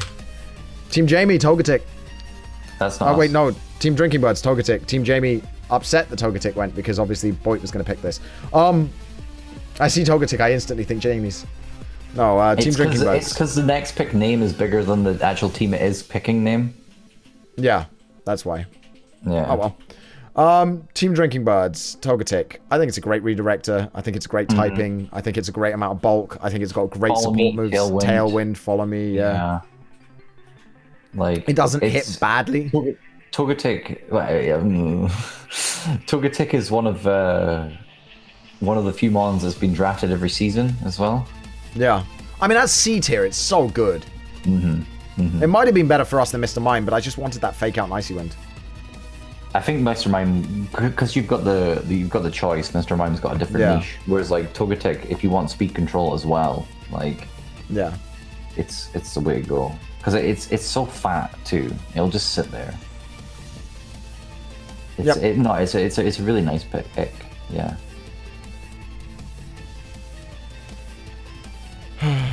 All right. Let's see Team Jamie's pick. There it is. There's the Alolan Raichu with Tapu Koko, something that people were begging us to do last season that we just did not want to do. It's just it's the double electric type out though. You really don't appreciate those ground types in front of you turn 1. the thing with this is what we like about it is it forces people to prepare in a certain way. Yeah, obviously. And we now have the fastest fake out in the game, which is something we wanted. You do. In electric terrain, you do have the fastest fake out. Yeah. Raichu in electric terrain is as powerful as Tapu Koko is specially, and it has its own signature Z move, which always paralyzes. It's got a great support. Yeah, it's got a great support move pool with stuff like like Nuzzle and Encore. There's a lot. It's a really versatile mon. Like it's one of those things that we've doubled down on electric, but at the same time we might even be times where we don't even bring electric moves on Raichu. Yeah. I mean, yeah, sure. I see it. I'm just not sure I see it in B tier, but that's it's really difficult for me to question people's picks, especially with how questionable some of our picks have been, especially our S tier pick. So yeah, I think it's a solid pick. I think it's a solid one. Yeah. Plus, the very little VGC 17 I played, I had Specs Alolan Raichu, and fair enough. Just that with Electro Ball. It hits hard. Yeah. Right, Golbat for Team 2D is better than 3D. That's a Golbat. This is Yeet Down, yeah. Yeet Down, rather, not Yeet Down. 2D. Yeah, sorry, I keep saying the next team that's up. Golbat for Team Yeet Down. It's an interesting one. It's bulky. It can be very fat. It has Tailwind and it's got Super Fang. You can't fake it out. Yeah. I mean, it's got a lot going for it. Not the greatest typing in the world. Not the greatest move pool in the world. Defensively, this typing's alright. Like it'll take hits. Yeah, it gets haze if people set up on it, or if they get intimidated. Yeah. And as you said, Super Fang is really good. You can run Zed Haze, fully heal itself, but then it doesn't get the EVO light, and I think it needs the EVO light. I think that's the biggest thing about it, is it needs the EVO light. So you're not too worried about other stuff. I don't know. Yeah, defensively, it's very good. It's the first mon that I'm not like, wow, Yeet Down had an amazing pick. It's like, well, I guess Virizion as well. Like Virizion with the Tailwind, it's a very nice addition to what they've got. Yeah. I mean, Harvey's mentioning Infiltrator. I don't see many subs surviving in this league. We didn't see much sub surviving last season. Yeah, I don't think the thing with the Infiltrator is the main thing Golbat's going to be doing is setting up Tailwind, maybe hazing. Tailwind, it doesn't matter. Haze goes through stuff anyways. T-Spikes. Never forget T-Spikes. T-Spikes? Apparently, someone in the chat said Toxic Spikes. I don't think it does. Cause... I don't remember any of the Zubat line getting it though. So yeah. So yeah, Golbat, an interesting pick, but C tier. You know, it's C tier. Team 2D versus 3D got here's Tornai. We ran Tornai last season. I loved it. I loved everything about it. It's a great mon. Hurricane hits super hard. Prankster is an awesome ability. I think Tornai's a great Pokemon. Like, just a great Pokemon. We had it season 1, and yeah, it is great. Like, you've got Defiant as well for like teams that have got Intimidate or have got a lot. Prankster, Tailwind, and then Defiant is so good. It's just so good. I think this mon, like Prankster Tailwind as well, is so significant. I love this mon. I miss my season 2 team. I think my season 2 team was, our season 2 team was so much fun. Double Genie, double Tapu was just so much fun. But no, my boy 50,000 feet. Solid. I did catch one of these while skydiving. That is something I did. I skydived and caught one. Yeah, I think it's a great Pokemon. Great Pokemon. It does so much. And when they're using it against terrain users, they could just have the seed of whoever they're facing. Yeah. And then they've just got acrobatics straight off the go.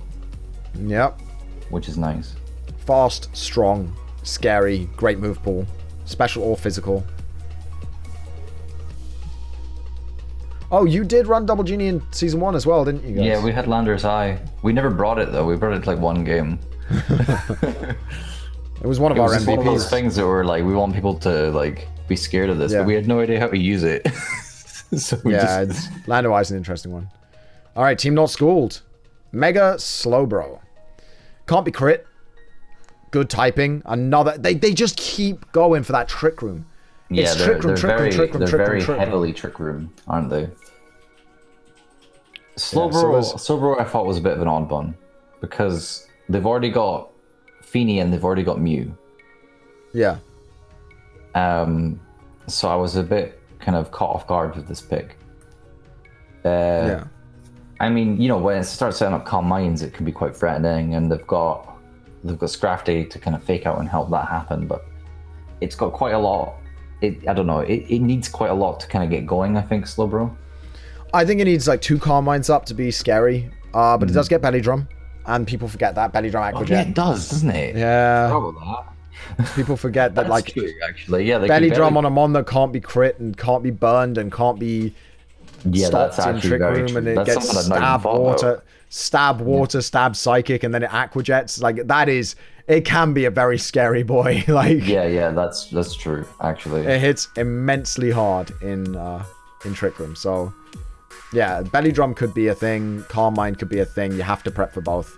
The Trick Room on this team is insane, but their non-Trick Room mode is not very scary.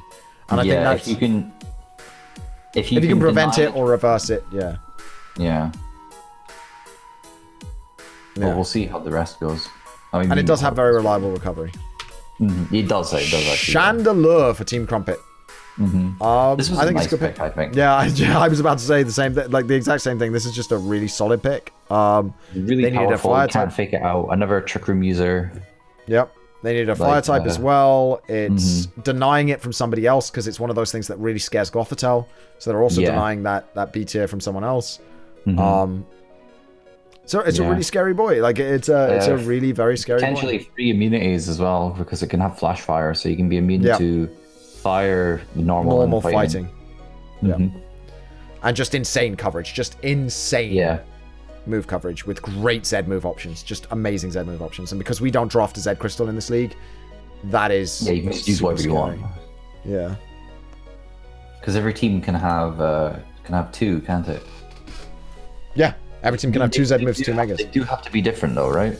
Yes, they do have to be different. All items have to be different across your 8 ones. No repeating items. Hitmonlee. Very, very, very, very, very, very scary C tier pick. Very scary. Unburden Hitmonlee with the Tapu Lele there for the Psychic Seed. That scares me.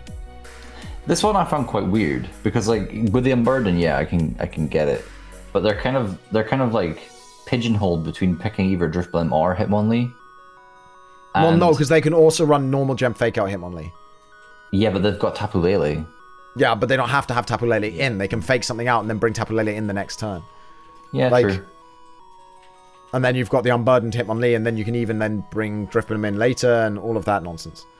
I think it's a really solid pick. I think he's a really good fighting type.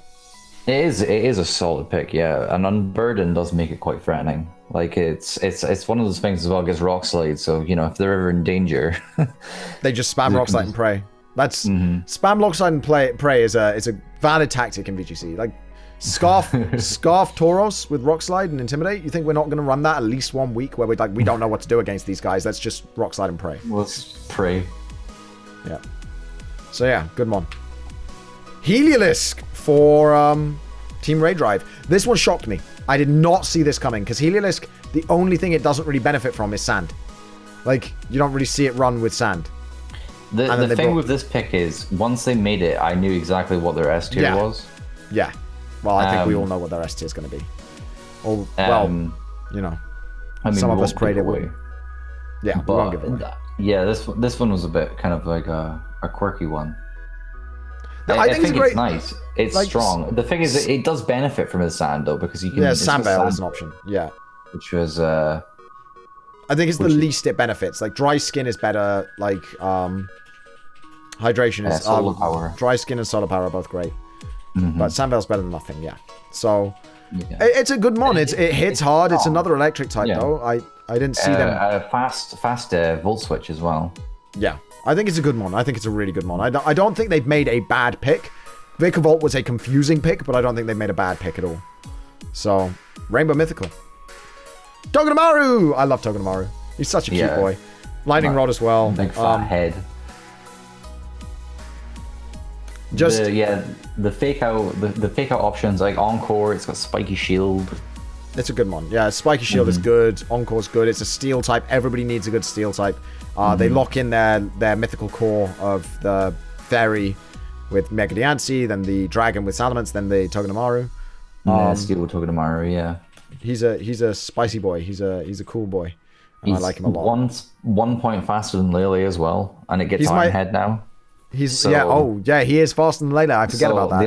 The ultimate Tapu Lele counter. Yeah. Also the ultimate Tapu Koko counter, because we can't touch this thing. No. And the other thing I love about it, it's my favorite Pika clone. So I love the fact that it's going to get play. Yeah, it's my favorite one as well. Right, there we go. Team Rainbow Mythical with Togedemaru. Team Raid Drive with Heliolisk. Team Cyberbaz with Hitmonlee. Team Crumpet with Chandelure. Team Not Schooled with Mega Slowbro. Team 2D is better than 3D with the Tornadus. Team Yeetdown with Golbat. Team Jamie with Pancakes himself, Alolan Raichu. Team Drinking Birds with the Togetic. Team Yahahahahahaha with Empoleon. Team formerly known as Disney with Pidgeot, Mega Pidgeot, and Team Dreampole with the Rotom Cut. Moving onwards, Ribombee for Team Rainbow Mythical. They took a fairy bug that is incredibly good. It gets Quiver Dance, it gets Pollen Puff. Tailwind. I think Pollen Puff is really relevant as well. Yeah, Pollen Puff is nice because you can heal yourself or deal damage. It's a heal pulse that deals damage to your opponent. Yeah. They have it's shield dust. It has, right, so it can't be faked out. Yep. I'm starting to gets webs. Tailwind as well. It can set up its own quiver dances to go for sweeps. Yep. They retained this from last year as well because they had their own one. It has speed swap too, which is quite scary. Quite a big deal. I used to not really care that much about Ribombee, but like, kind of helping Pyres out a bit with his WBE stuff. I wanted Pattis to trade me his Ribombee, but he wouldn't. I've grown to absolutely love Ribombee. It's a good one. It's a really good one. Yeah. Right, Team Raid Drive. I know. Sorry. Yep. Oh, sorry. I was going to say it just gets struggle bug too, which is. Yeah, struggle bug is super relevant. We've definitely had a lot to say about struggle bug in this league, but let's quickly do Raid Drive because I know people are wanting to see Quagsire. Quagsire is such an underrated mon in C tier. It's so fat, and Unaware is so good. Unaware is the big thing here. Like, you're setting up. I don't care. I don't care. Yeah, exactly. At all. Like, ever. They can scald as well, I guess. Yeah, absolutely. It's a great counter to Azumarill and Snorlax. It's a counter pick to a bunch of stuff that people might bring, right? Like, it's also a good typing. Groundwater is a very good typing. I think it's a solid pick. I think it was a lot more solid than a lot of people gave it credit for at first. Just because it's like, it's a bring, right? Like, against a lot of teams, it's just a bring it. Even if you don't bring it to the battle, it's a bring to team preview, and they're like, oh, they might have Quagsire in the back. Maybe I shouldn't use this move. Yeah, like it's got it's got that kind of threat to it where it's just like, oh, I need to be wary. I need to make sure that this is out of the way before I set up. Yeah, I need to be ready for Quagsire. And also, they think it's a hidden power locking mon that forces you to run hidden power grass. Well, it does, yeah. And the thing is, with Garchomp as well, then you've got to make the decision, don't you? It's like, oh, do I help my setup mon, or do I want to, deal with the Quagsire? Or the Garchomp? So you got to pick Ice or Grass. Yeah, Ice or Grass. Yeah. Foongus. Team Cyberbaz with Foongus. They did not take Amoongus this season. They took Foongus instead. It's just going to do everything that Amoongus did with an Eviolite. Yeah. It's just going to do everything Amoongus did, but now with an Eviolite. Like, dang it, they just drafted the same team every season. Yeah. Baz knows what he likes. Yeah, he likes certain ones, and yep, Foongus. Yeah. There you go. He wanted I think, because we asked him about it. It's like, why Foongus? Because Parasect was available. Yeah. And he wanted it for how slow it was, as like a really anti-Trick Room. You can't Trick Room with Foongus on the field. He puts everything to sleep. It's very unfortunate. But I mean, like, if Trick Room goes up, then Amoongus is suddenly the fastest. Yeah, exactly. Yeah, exactly. When he's there, you can't Trick Room because it just put everything to sleep. Yeah. It's like, oh, you Trick Room me? Okay, go to sleep. Vivillon for Team Crumptit. I had no idea what this mon does, but apparently it gets Ed Whole Hands, so that's an Omni boost. Oh, right. This has got a lot of cool stuff. So you've got Friend Guard, which is nice because they've already got like so many Intimidates. Great. Yeah. You've got Rage Powder. You've got Tailwind. You can set up. You've got another Struggle Bug user. So like, Friend Guard with Struggle Bug and 3 Intimidates, like, nothing they've got's gonna die. Yeah. Powder as well to negate any fire moves going off.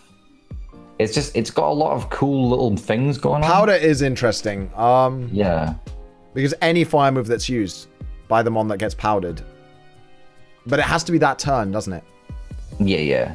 It's a priority move though, so you powder and then whatever any fire move happens fails, and then they take a quarter damage, I think. Yeah. It's a big deal. But yeah, Vivillon. But there's a lot of cool things it can do. Because like particularly if you only think about like singles, like you look at Vivillon and you're just like, oh, it just spams Hurricane. Yeah. Whereas like in this, I guess it has cool options. Yeah. Yeah, there's a lot of neat things, and then it can spam Hurricane if you don't want to.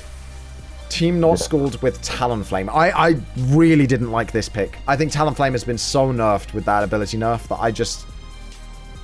I didn't rate this. I rate this as their worst pick by so far, but I guess they were worried. They needed a fast mon. They had I don't know. There are so many strong things in B tier.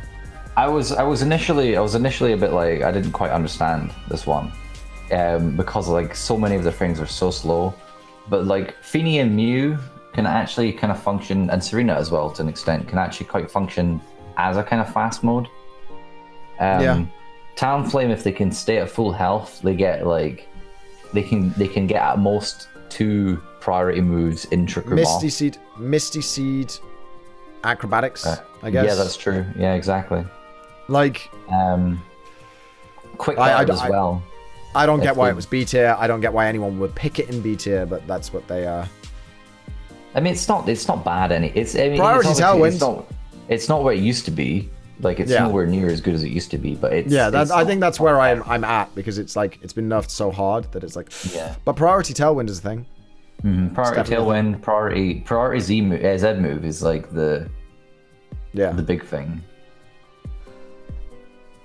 which I think is pretty strong. Yeah. Well, we'll see. We'll see what happens. Mega Aggron for Team 2D is better than Team 3D. That's a solid pick, like a solid steel type. a fat, strong steel type. Filter's a great ability. It's a strong steel type. They needed a strong steel type. Everybody needs a strong steel type, and there it is. There's the strong steel type. Like, it's got okay coverage as well. I guess the elemental punches. I think it can negate Trick Room if they wanted to. It doesn't. It's not. I wouldn't say it's crazy versatile. No, it's but it's quite good. Like, he's strong. You know what you're getting out of it. Yeah.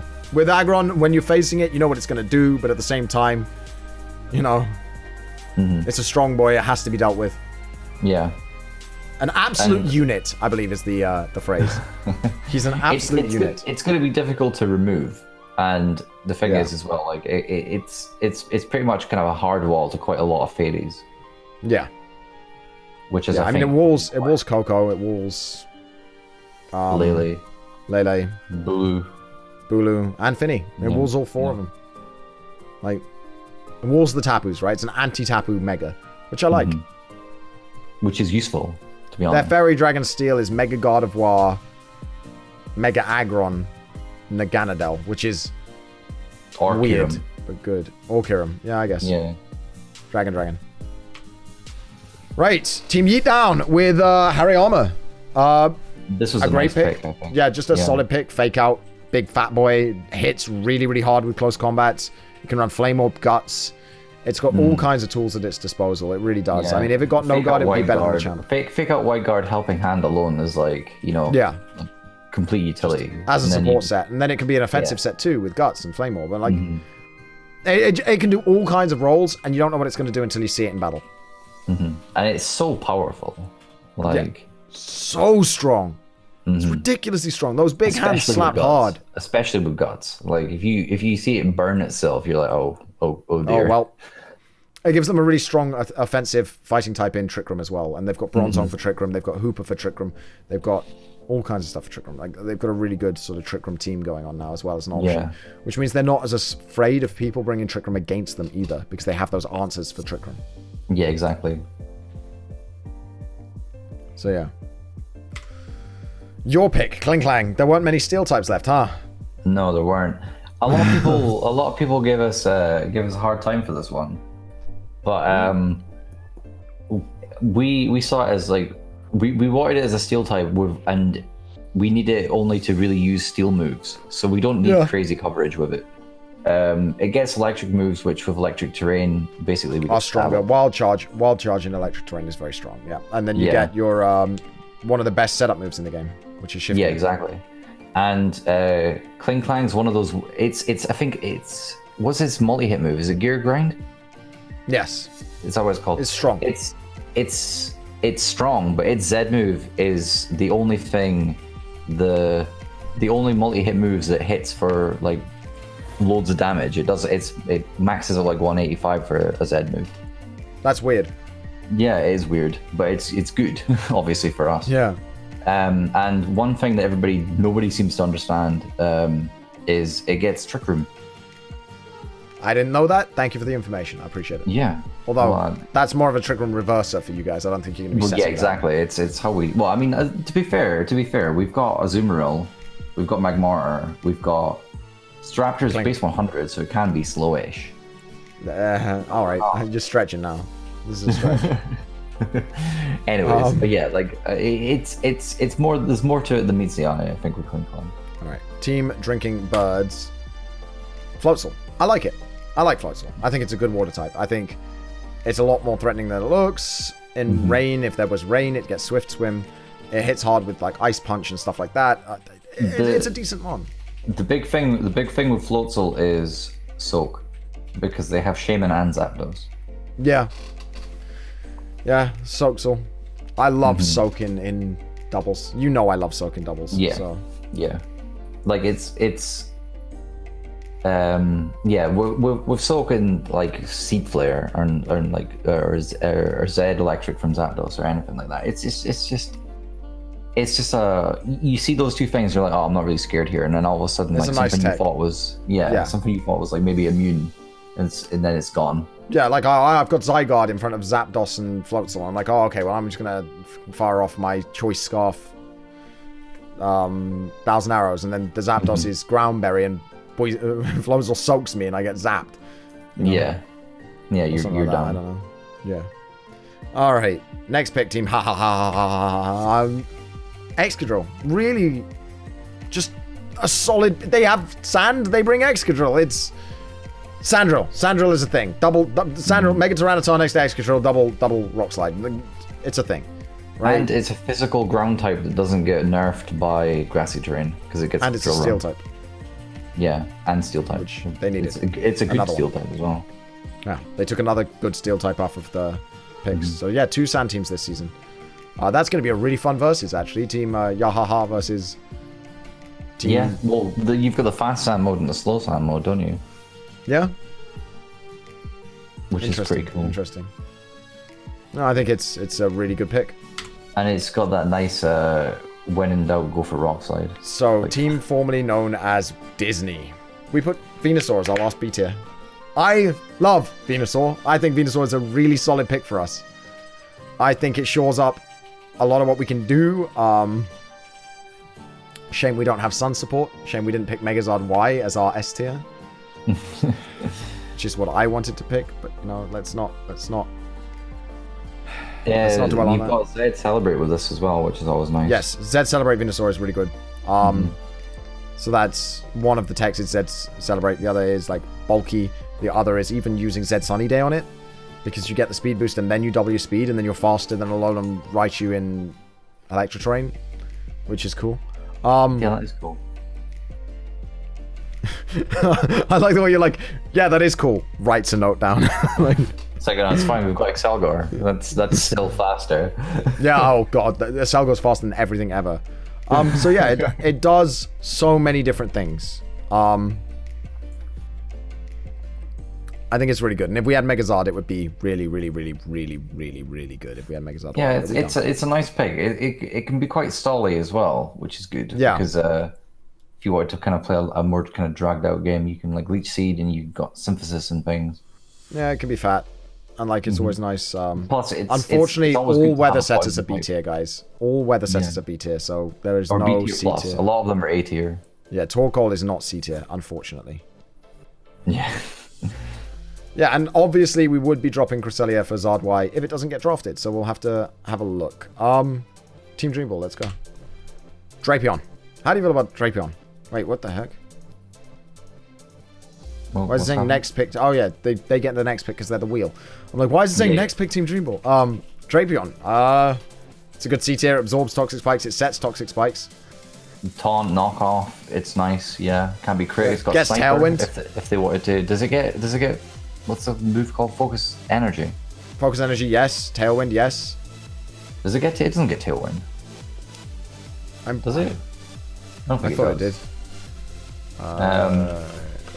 But no, okay, it's a solid poison pick, especially for the tier it's in. Did I imagine it getting Tailwind? I feel like you did. Whirlwind. I imagine. Yeah, it gets Whirlwind. That's the wind it gets. I knew it got wind of Yeah. some sort. So it can deny Trick Room or a cell. No, Acupressure. It's not running Acupressure. I do not think the Team Dream Ball are going to run. It gets Whirlwind. Why would it get Whirlwind? I don't know. I don't think Team Dream Ball would run Acupressure. But yeah. I don't know. As far as poison types go, it's okay for the tier it's in. Yeah, definitely. All right. There we go. Team Dream Ball with the Drapion, team formerly known as Disney with Venusaur, team Ha Ha Ha with Excadrill, team Drinking Birds with Floatzel, team Jamie with the Kling Clang, team Yeet Down with Hariyama, team 2D is better than 3D with the Mega Aggron, team Not Schooled with Talonflame, team Crumpet with Vivillon, team Cyberbaz with Fungus, team Ray Drive with that horrible Quagsire, and team Rainbow Mythical with the Bug. We're almost there. 2 more rounds. Yeah. Comfey for Team Dream Ball. This is horrible. This is horrible. Horrible Pokemon. It gets priority healing for your team. Yeah. I hate it this is so one much. thing that could have stopped them in the final last year. And now they've got it. Yeah. I hate this Pokemon. I hate this Pokemon. I hate it with a vengeance because it just it makes everything live forever. Get it out of here. All right. Typhlosion for us. So there you go. We got Venusaur Typhlosion. What's up? How do you feel about that, guys? Nice Come on. pledges there. Nice pledges. pledges and Scarf Eruption. or Specs Eruption. Yeah. Yeah, Scarf or Specs Eruption. No, I like Typhlosion. We had Typhlosion very briefly last season. So like we're a lot more offensive now with Tauros, Mega Pidgeot, Venusaur, and Typhlosion with Scarf. Like you could do Scarf Pledge with Venusaur and put Fire Up, and it's very difficult to stop that. Or you could do Scarf Eruption or all kinds of stuff. There's so much stuff that Typhlosion can do. So we don't have a Sun team, obviously. Char Y, at this point we were pretty sure Ray Drive were going to take it. So we're like, okay, let's just take Typhlosion, and then if the Ray Drive don't take Char Y, then we can always drop Cresselia for Char Y and then drop Typhlosion later on, or even run it alongside Char Y. So it was a risk, obviously, because if they didn't take Char Y, then we're wasting an extra trade and an extra free agency. But thank you for the sub for the Typhlosion from Icy Tech. I appreciate it. No, I was really happy with this Typhlosion pick.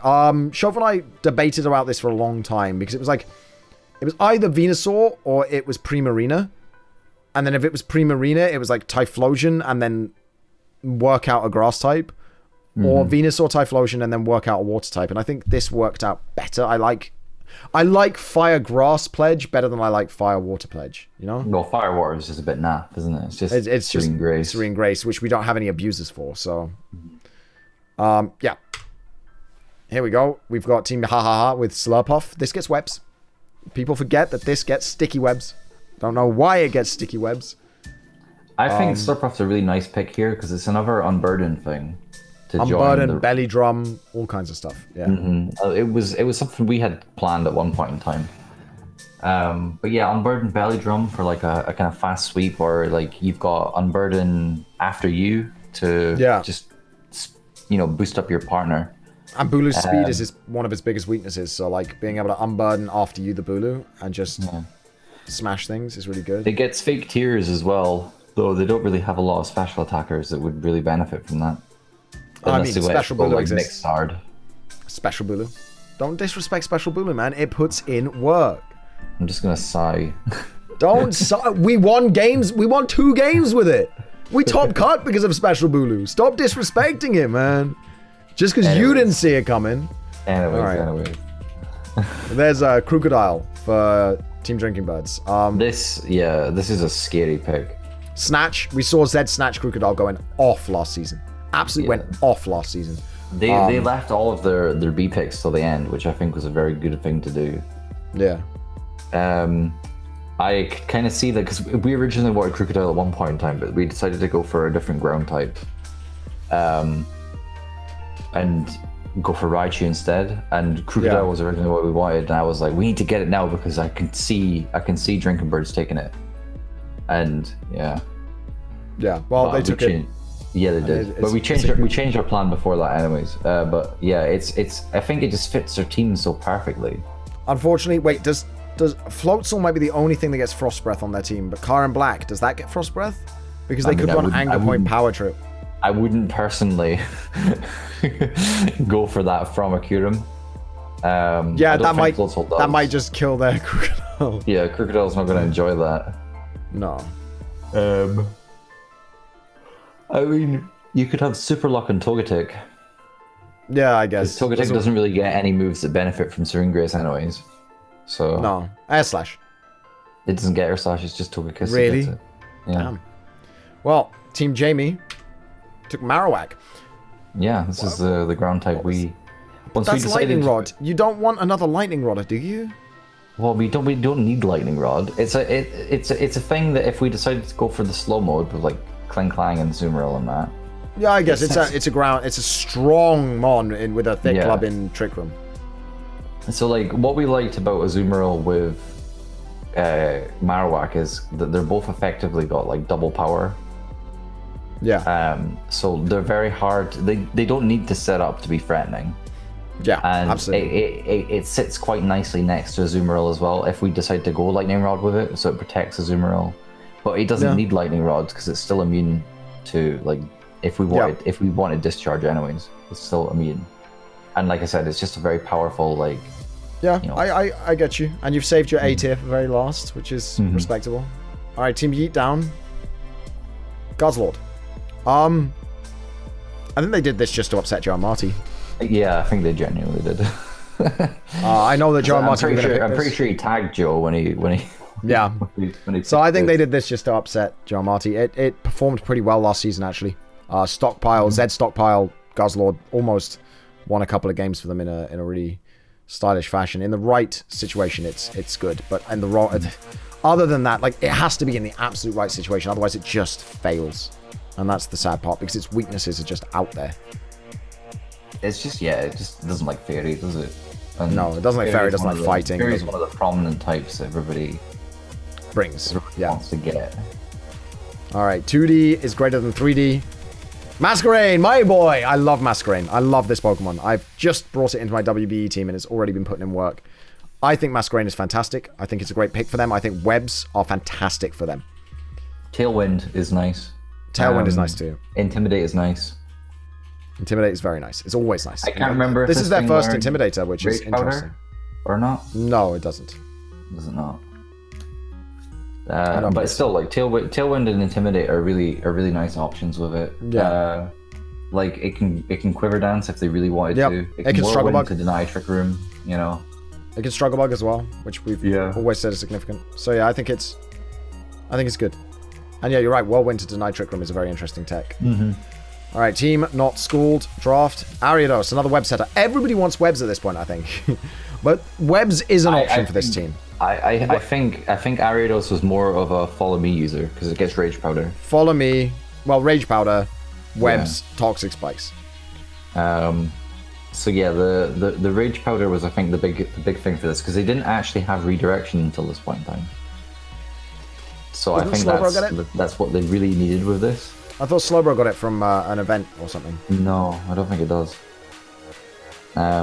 Unless Mew gets it from an event, but I don't know, but I don't think it does. Yeah, it's always difficult to know. Toxic Thread is a fun one.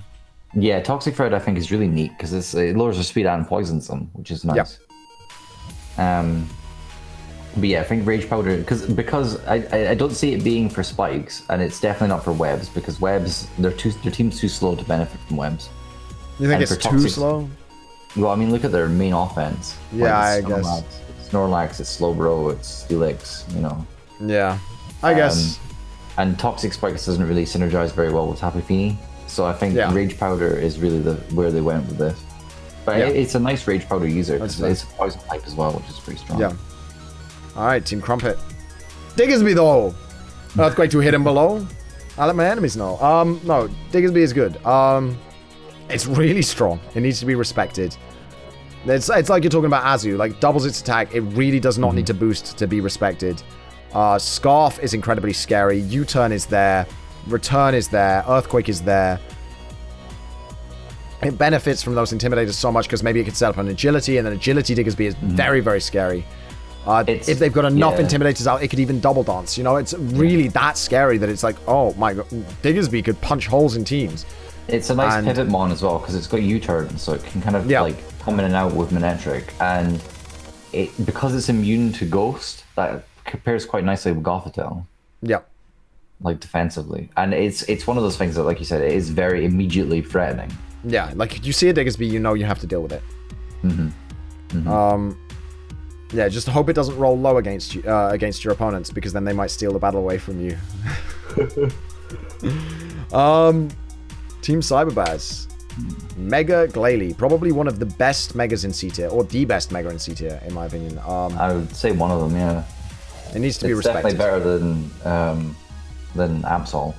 Mega Audino. I love Mega Audino. I know you do, but it's a terrible Pokemon. Leave it Mega Glalie super solid. I think it explodes. It explodes. It ice shards. Well, the thing returns. is, it doesn't just explode. It is very strong. Like ice. Yeah. Because it's base 100 speed. It's got refrigerate return as well, or double edge as well, and body slam and things like that. Like they're all strong. The refrigerate nerf did hit this. It did, but ice is offensively a very good typing. But not as badly as it might have. Yeah, offensively, it's a great typing. Yeah. Moving on to Team Ray Drive. You guys ready for this Charizard Y? No, it's Victory Bell. Now we know, right? Like, you've got to know when they bring Victory Bell. Victory Bell is not scary in anything but Sun. With Heliolisk and Victory Bell, you know they're bringing a Sun mode. And, there it it just is. makes the entire team so much scarier, doesn't it? Yeah, it really does. Like, it really does. They've got the Sun mode, the Sand mode. What do you prep for? Which do you prep for? What if they bring both to Team Preview? What if they bring both to the battle? Yeah, they've got the fast mode and the slow mode as well, because they've got Trick Room Misharna and Katana and Charizard. They've got fast Sun and they've got slow Sand. And it's like, oh my lord, what are they bringing? Scary. Scary and not okay. This is what happens when you invite a 3-time world champion and a draft lead expert into your league. I don't know why Harvey's saying Scarf Weather Ball when Victory Bell gets Chlorophyll. Yeah, you don't need a scarf. Yeah. Wailord for Team Rainbow Mythical. It's a Wailord. Thanos is here. That's about it, right? Like it's a Wailord. Yeah, it's gonna water spout. it's gonna put a scarf on and it's gonna water spout, and that's what it's gonna do. What's that amazing famous Wailord set with Heavy Slam and? Oh god, let's not. This is professional. So there we go. These are the picks for this round. Rainbow Mythical with the Wailord, Ray Drive with the Victory Bell, Glalie with Mega Glalie for Team Cyberbaz, Diggersby for Team Crumpet, and Team Not Schooled have an Ariados. Team 2D are better than 3D is the Masquerain. Team Yeetdown had that Guzzlord. Team Jamie had the questionable Marowak that actually isn't that questionable. Team Drinking Birds had the Krukaruk. Team had the Slurfpuff. Team, formerly known as We Disney, have Typhlosion, which I think is a good pick for us. And Team Dreamball with Comfey. Let's get into this last round. Let's get this covered up. We are 3 hours and 20 minutes into this video, so like we really need to get this moving. Last pick for Team Rainbow Mythical. I think it's a solid pick in Gorgeist. They've got their Firewater Grass core, finally. Retained from last year as well. It's a solid pick. Yeah, retained. It gets Trick or Treat. Yeah, Trick or Treat with Malamar is quite nice because obviously everything becomes weak to Malamar. Or they can Trick or Treat their own Malamar, and then what do you hit it with? No fighting types. No, I think it's good. I think it's a good one. Gorgeist is a good one. There we go. There's your Charizard Y for Team Ray Drive. Very upset. If I picked this way earlier, I would never have been in this situation. Who could have seen this coming? Right? I think I saw Charizard Y coming as soon as Feeny went because I was like, there's only one thing that can work with what they have. So there it's it is. A great there pick, though. It's so scary. There is the final team. I should probably do a final team for Rainbow Mythical. Sorry to go back, guys. There's the final team from Rainbow Mythical. Very, very scary. Mega Diancie, Victini, Salamence, Nidoking, Oranguru, Togedemaru, Malamar, Rabombi, Wailord, and Gorgeist. It's a very scary team. It really is.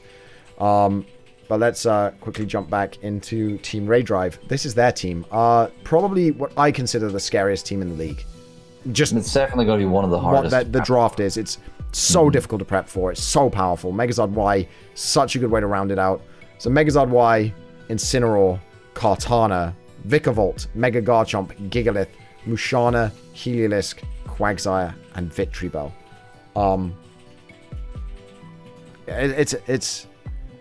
It's an insane team. It's got everything you need really. Like you've got your fast mode, your slow mode, you've got Intimidate, slow, Intimidate, Incineroar, Kartana core, every typing core you want. You've got your Fire Grass, no water though. No, Quagsire. Fire Grass, water with Quagsire, and then you've got Dragon with Garchomp, Steel with Kartana, Fairy with nothing. Yeah, they don't have a fairy type. No fairy type. Interesting. Yeah. Very interesting. The only team I think without a fairy type. But other than that, yeah. Scary Mons with A-Drive and Ray Rizzo piloting. I think this could definitely be a contender to maybe end the streak of Team Dreamball. Here we go with Team Cyberbaz picking regular Raichu in A-Bat rank. I think regular Raichu is great, right? Fake out, super strong. It rounds out their team really nicely. They love it. Lightning Rod is great. Lightning Rod gives a lot of the teams here trouble. Lightning Rod next to Sharpedo is really good. Next to Drifblim is good. So Tapu Lele, Volcarona, Raichu, Metagross, Mega Sharpedo, Nidoqueen, Drifblim, Hitmonlee, Fungus, and Mega Glalie. I think it's a good team. Yeah, it is. It's very similar to the teams they've drafted before, but I think they like that. I think they like there's a couple of key differences, but yeah, for the most part, it is very similar. But like at the same time, they've drafted the same team like essentially 3 times, and at the same time, they still keep making top couple of it. Yeah, I think they really like the team, and they've top cup both seasons, so let's not question it yet. Pangoro is the final pick for Team Crumpet. I mean, I hate them on so much. Just because it's like, why is it fighting dark? Why is it fighting dark? One so many cool... really nice thing about Pangoro with Gothitelle is parting shot. Yes, Zed parting shot as well. Being able to fully heal your mons. Yeah. Super good. And like, Gothitelle like, shuffle your intimidates, then Gothitelle traps, then you Zed parting shot to lower them even more into your super damaged Marwal. Marwal comes back full health, and you're like, ha ha ha, I'm great. It's like, now what do I do? Yeah. I mean, their team has a very clear game plan, but that game plan is super scary, so you have to deal with it. They've got a very control-heavy team, which is... Yeah. We'll see how it works out. I think they might actually end up having a very good season.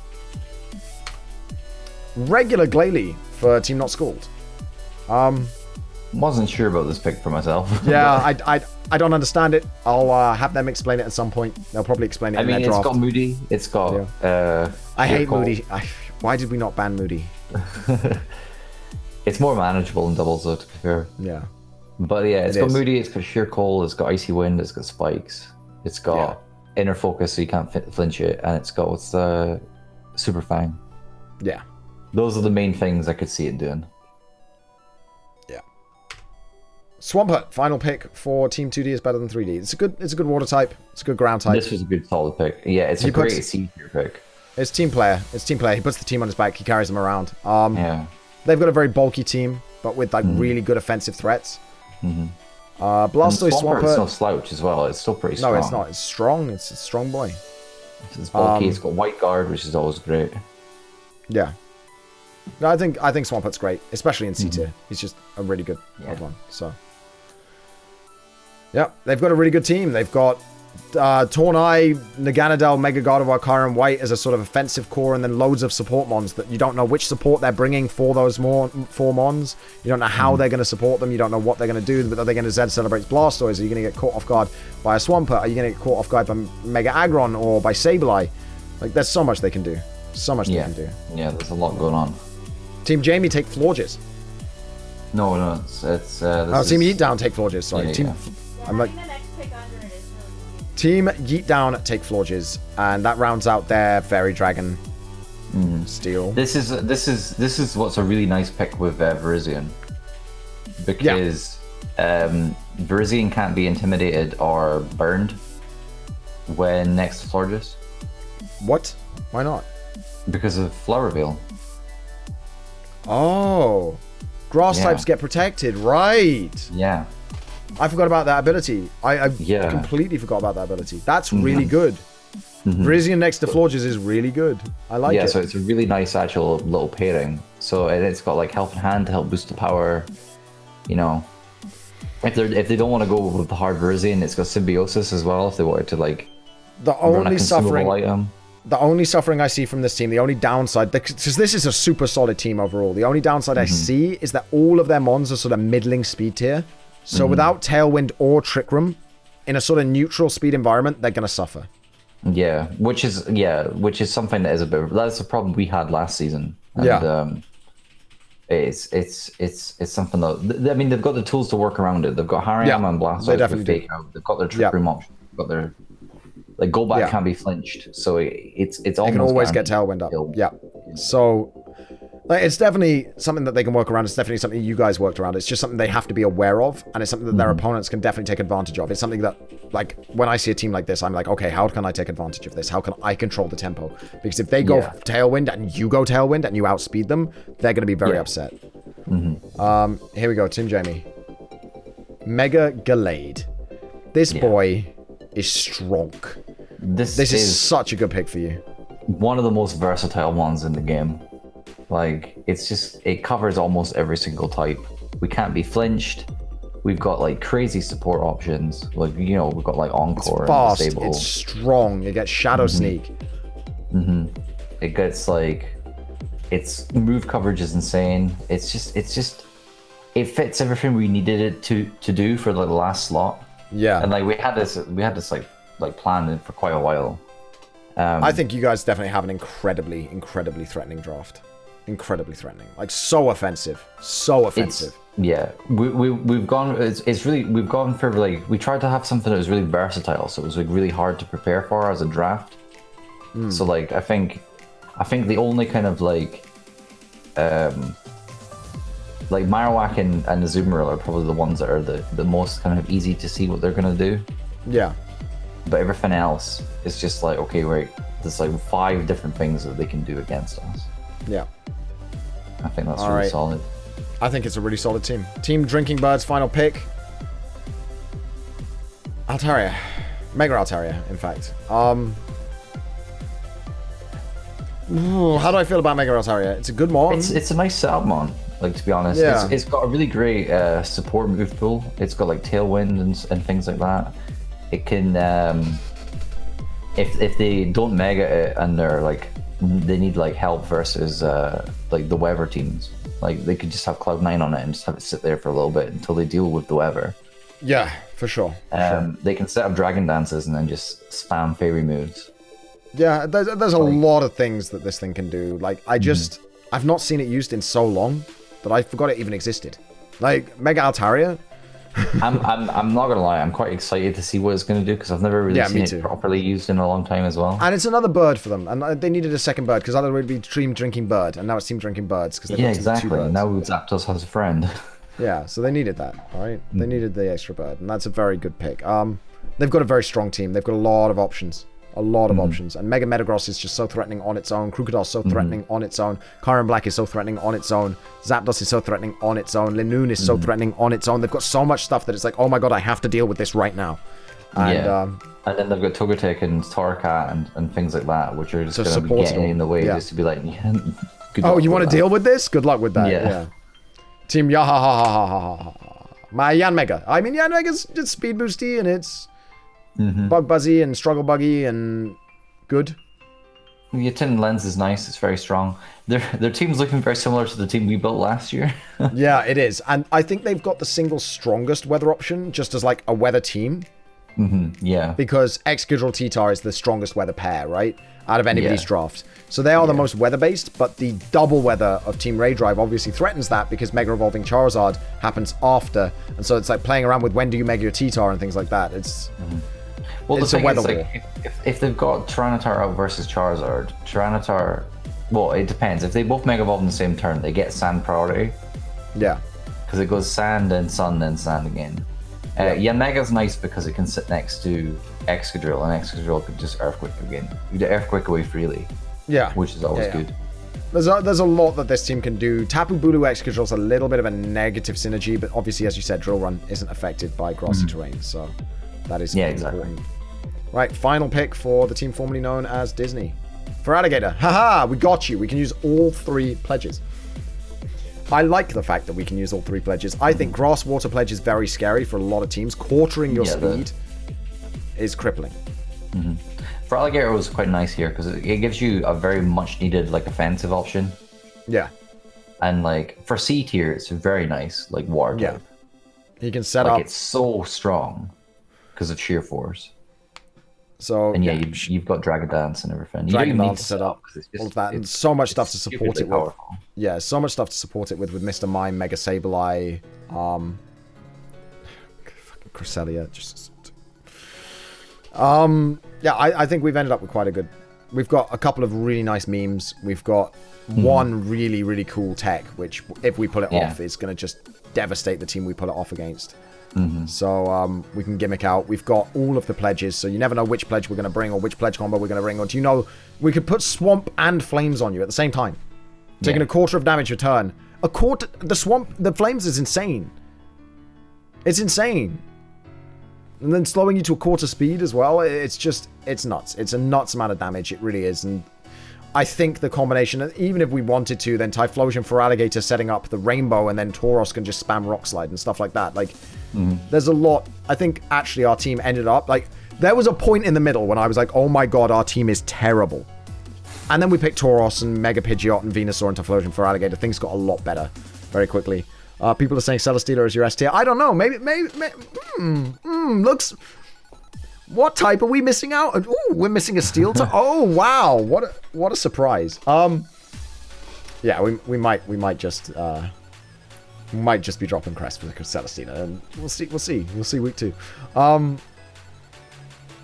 You can't mirror move Fisher, because if you mirror move Fisher, it would target your Tauros and it would kill it. Yeah, and it would die. Oh, that's hilarious. Yeah, Team Dream Ball's final pick and the last pick of all, Illumise. I thought he's got Prankster. Yeah, Prankster. He does loads of cool stuff. This is a really solid pick, actually. This has had some success with Como. Yeah. Because it has Prankster Tailwind, it has Fake Tears, it's got Encore. Yeah. Like, with Fake Tears as well with Megalayas, that's quite scary by itself. Yeah, no, I think it's really good. I think it's really solid. And if Como Omium hadn't been banned, I think they'd have probably taken this in Como, but they didn't. So there it is. That's I don't know what to say about Team Dream Ball's team. I never know what they're gonna do with it. I'm always surprised by the ways that they use things.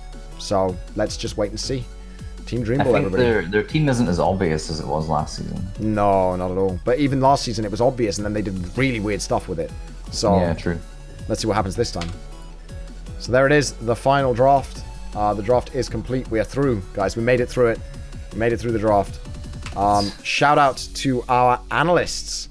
There's a draft analysis coming soon, but these are the Season 3 analysts. We have that guy, Harvey. Thank you so much, Harvey, for all of these slides. He's done all the slide work, all the doc work. The fan doc will be up very, very shortly for you guys to all check out. Please do check out the MBL Twitter. Legend VGC is coming in as our weekly recap analyst, and he'll be doing the weekly recap along with Schmonster, who is a new analyst. So Legend VGC and Schmonster will be doing our weekly recaps on the channel. A lot of Toast and Jason Krell will be coming back once again. They were a phenomenal pairing, they really were. So they will be coming back for our weekly preview. Japurowitz will be taking over power rankings with that guy Harvey, so please keep your eyes open for power rankings. Tailwind is our sort of back-end mod. He does a lot of the back-end work. He does a lot of the document work with Harvey. He runs the server, the fan server. He mods all of that. Like, he's our main mod on the fan server. So if you've ever got a problem on the fan server, Tailwind Eagle's the person to go to. He's also going to be filling in for anybody who can't make their video for a week. And finally, our hype man, Paddy Trills, will be covering play of the week. I think nobody gets hyper than the boy Paddy Trills. So Paddy Trills will be our hype man for play of the week. Please do check all of that out on the MBL YouTube channel. Draft analysis coming very, very soon for you guys to the YouTube channel, and that will be covered, I think, by the majority of these guys. The week 1 fixtures are here. Team builders will be Friday the 24th of this month. Battles will be Saturday the 25th of this month, so please do check out that. This Saturday coming, so next Saturday, this Saturday is the stream. Next Saturday is going to be all of us doing our draft analysis videos and logo drawing videos, so check them out on each of these channels. And then the week 1 fixtures, Team Drinking Birds will be taking on our reigning champions, Team Dreamball. Team 2D are better than 3D will be taking on Team Ray Drive. Team Crumpet will be taking on Team Not Schooled. Team Yahaha will be taking on Team Yeet Down. Team formerly known as Disney will be taking on Team Rainbow Mythical, and Team Jamie will be taking on Team Cyberbaz. So, yep, I hope you guys are excited for all of these. Thank you so much for watching. The stream will be uploaded to the official MBL YouTube channel, and follow the official Twitter at PokemonMBL for news and all of that good stuff.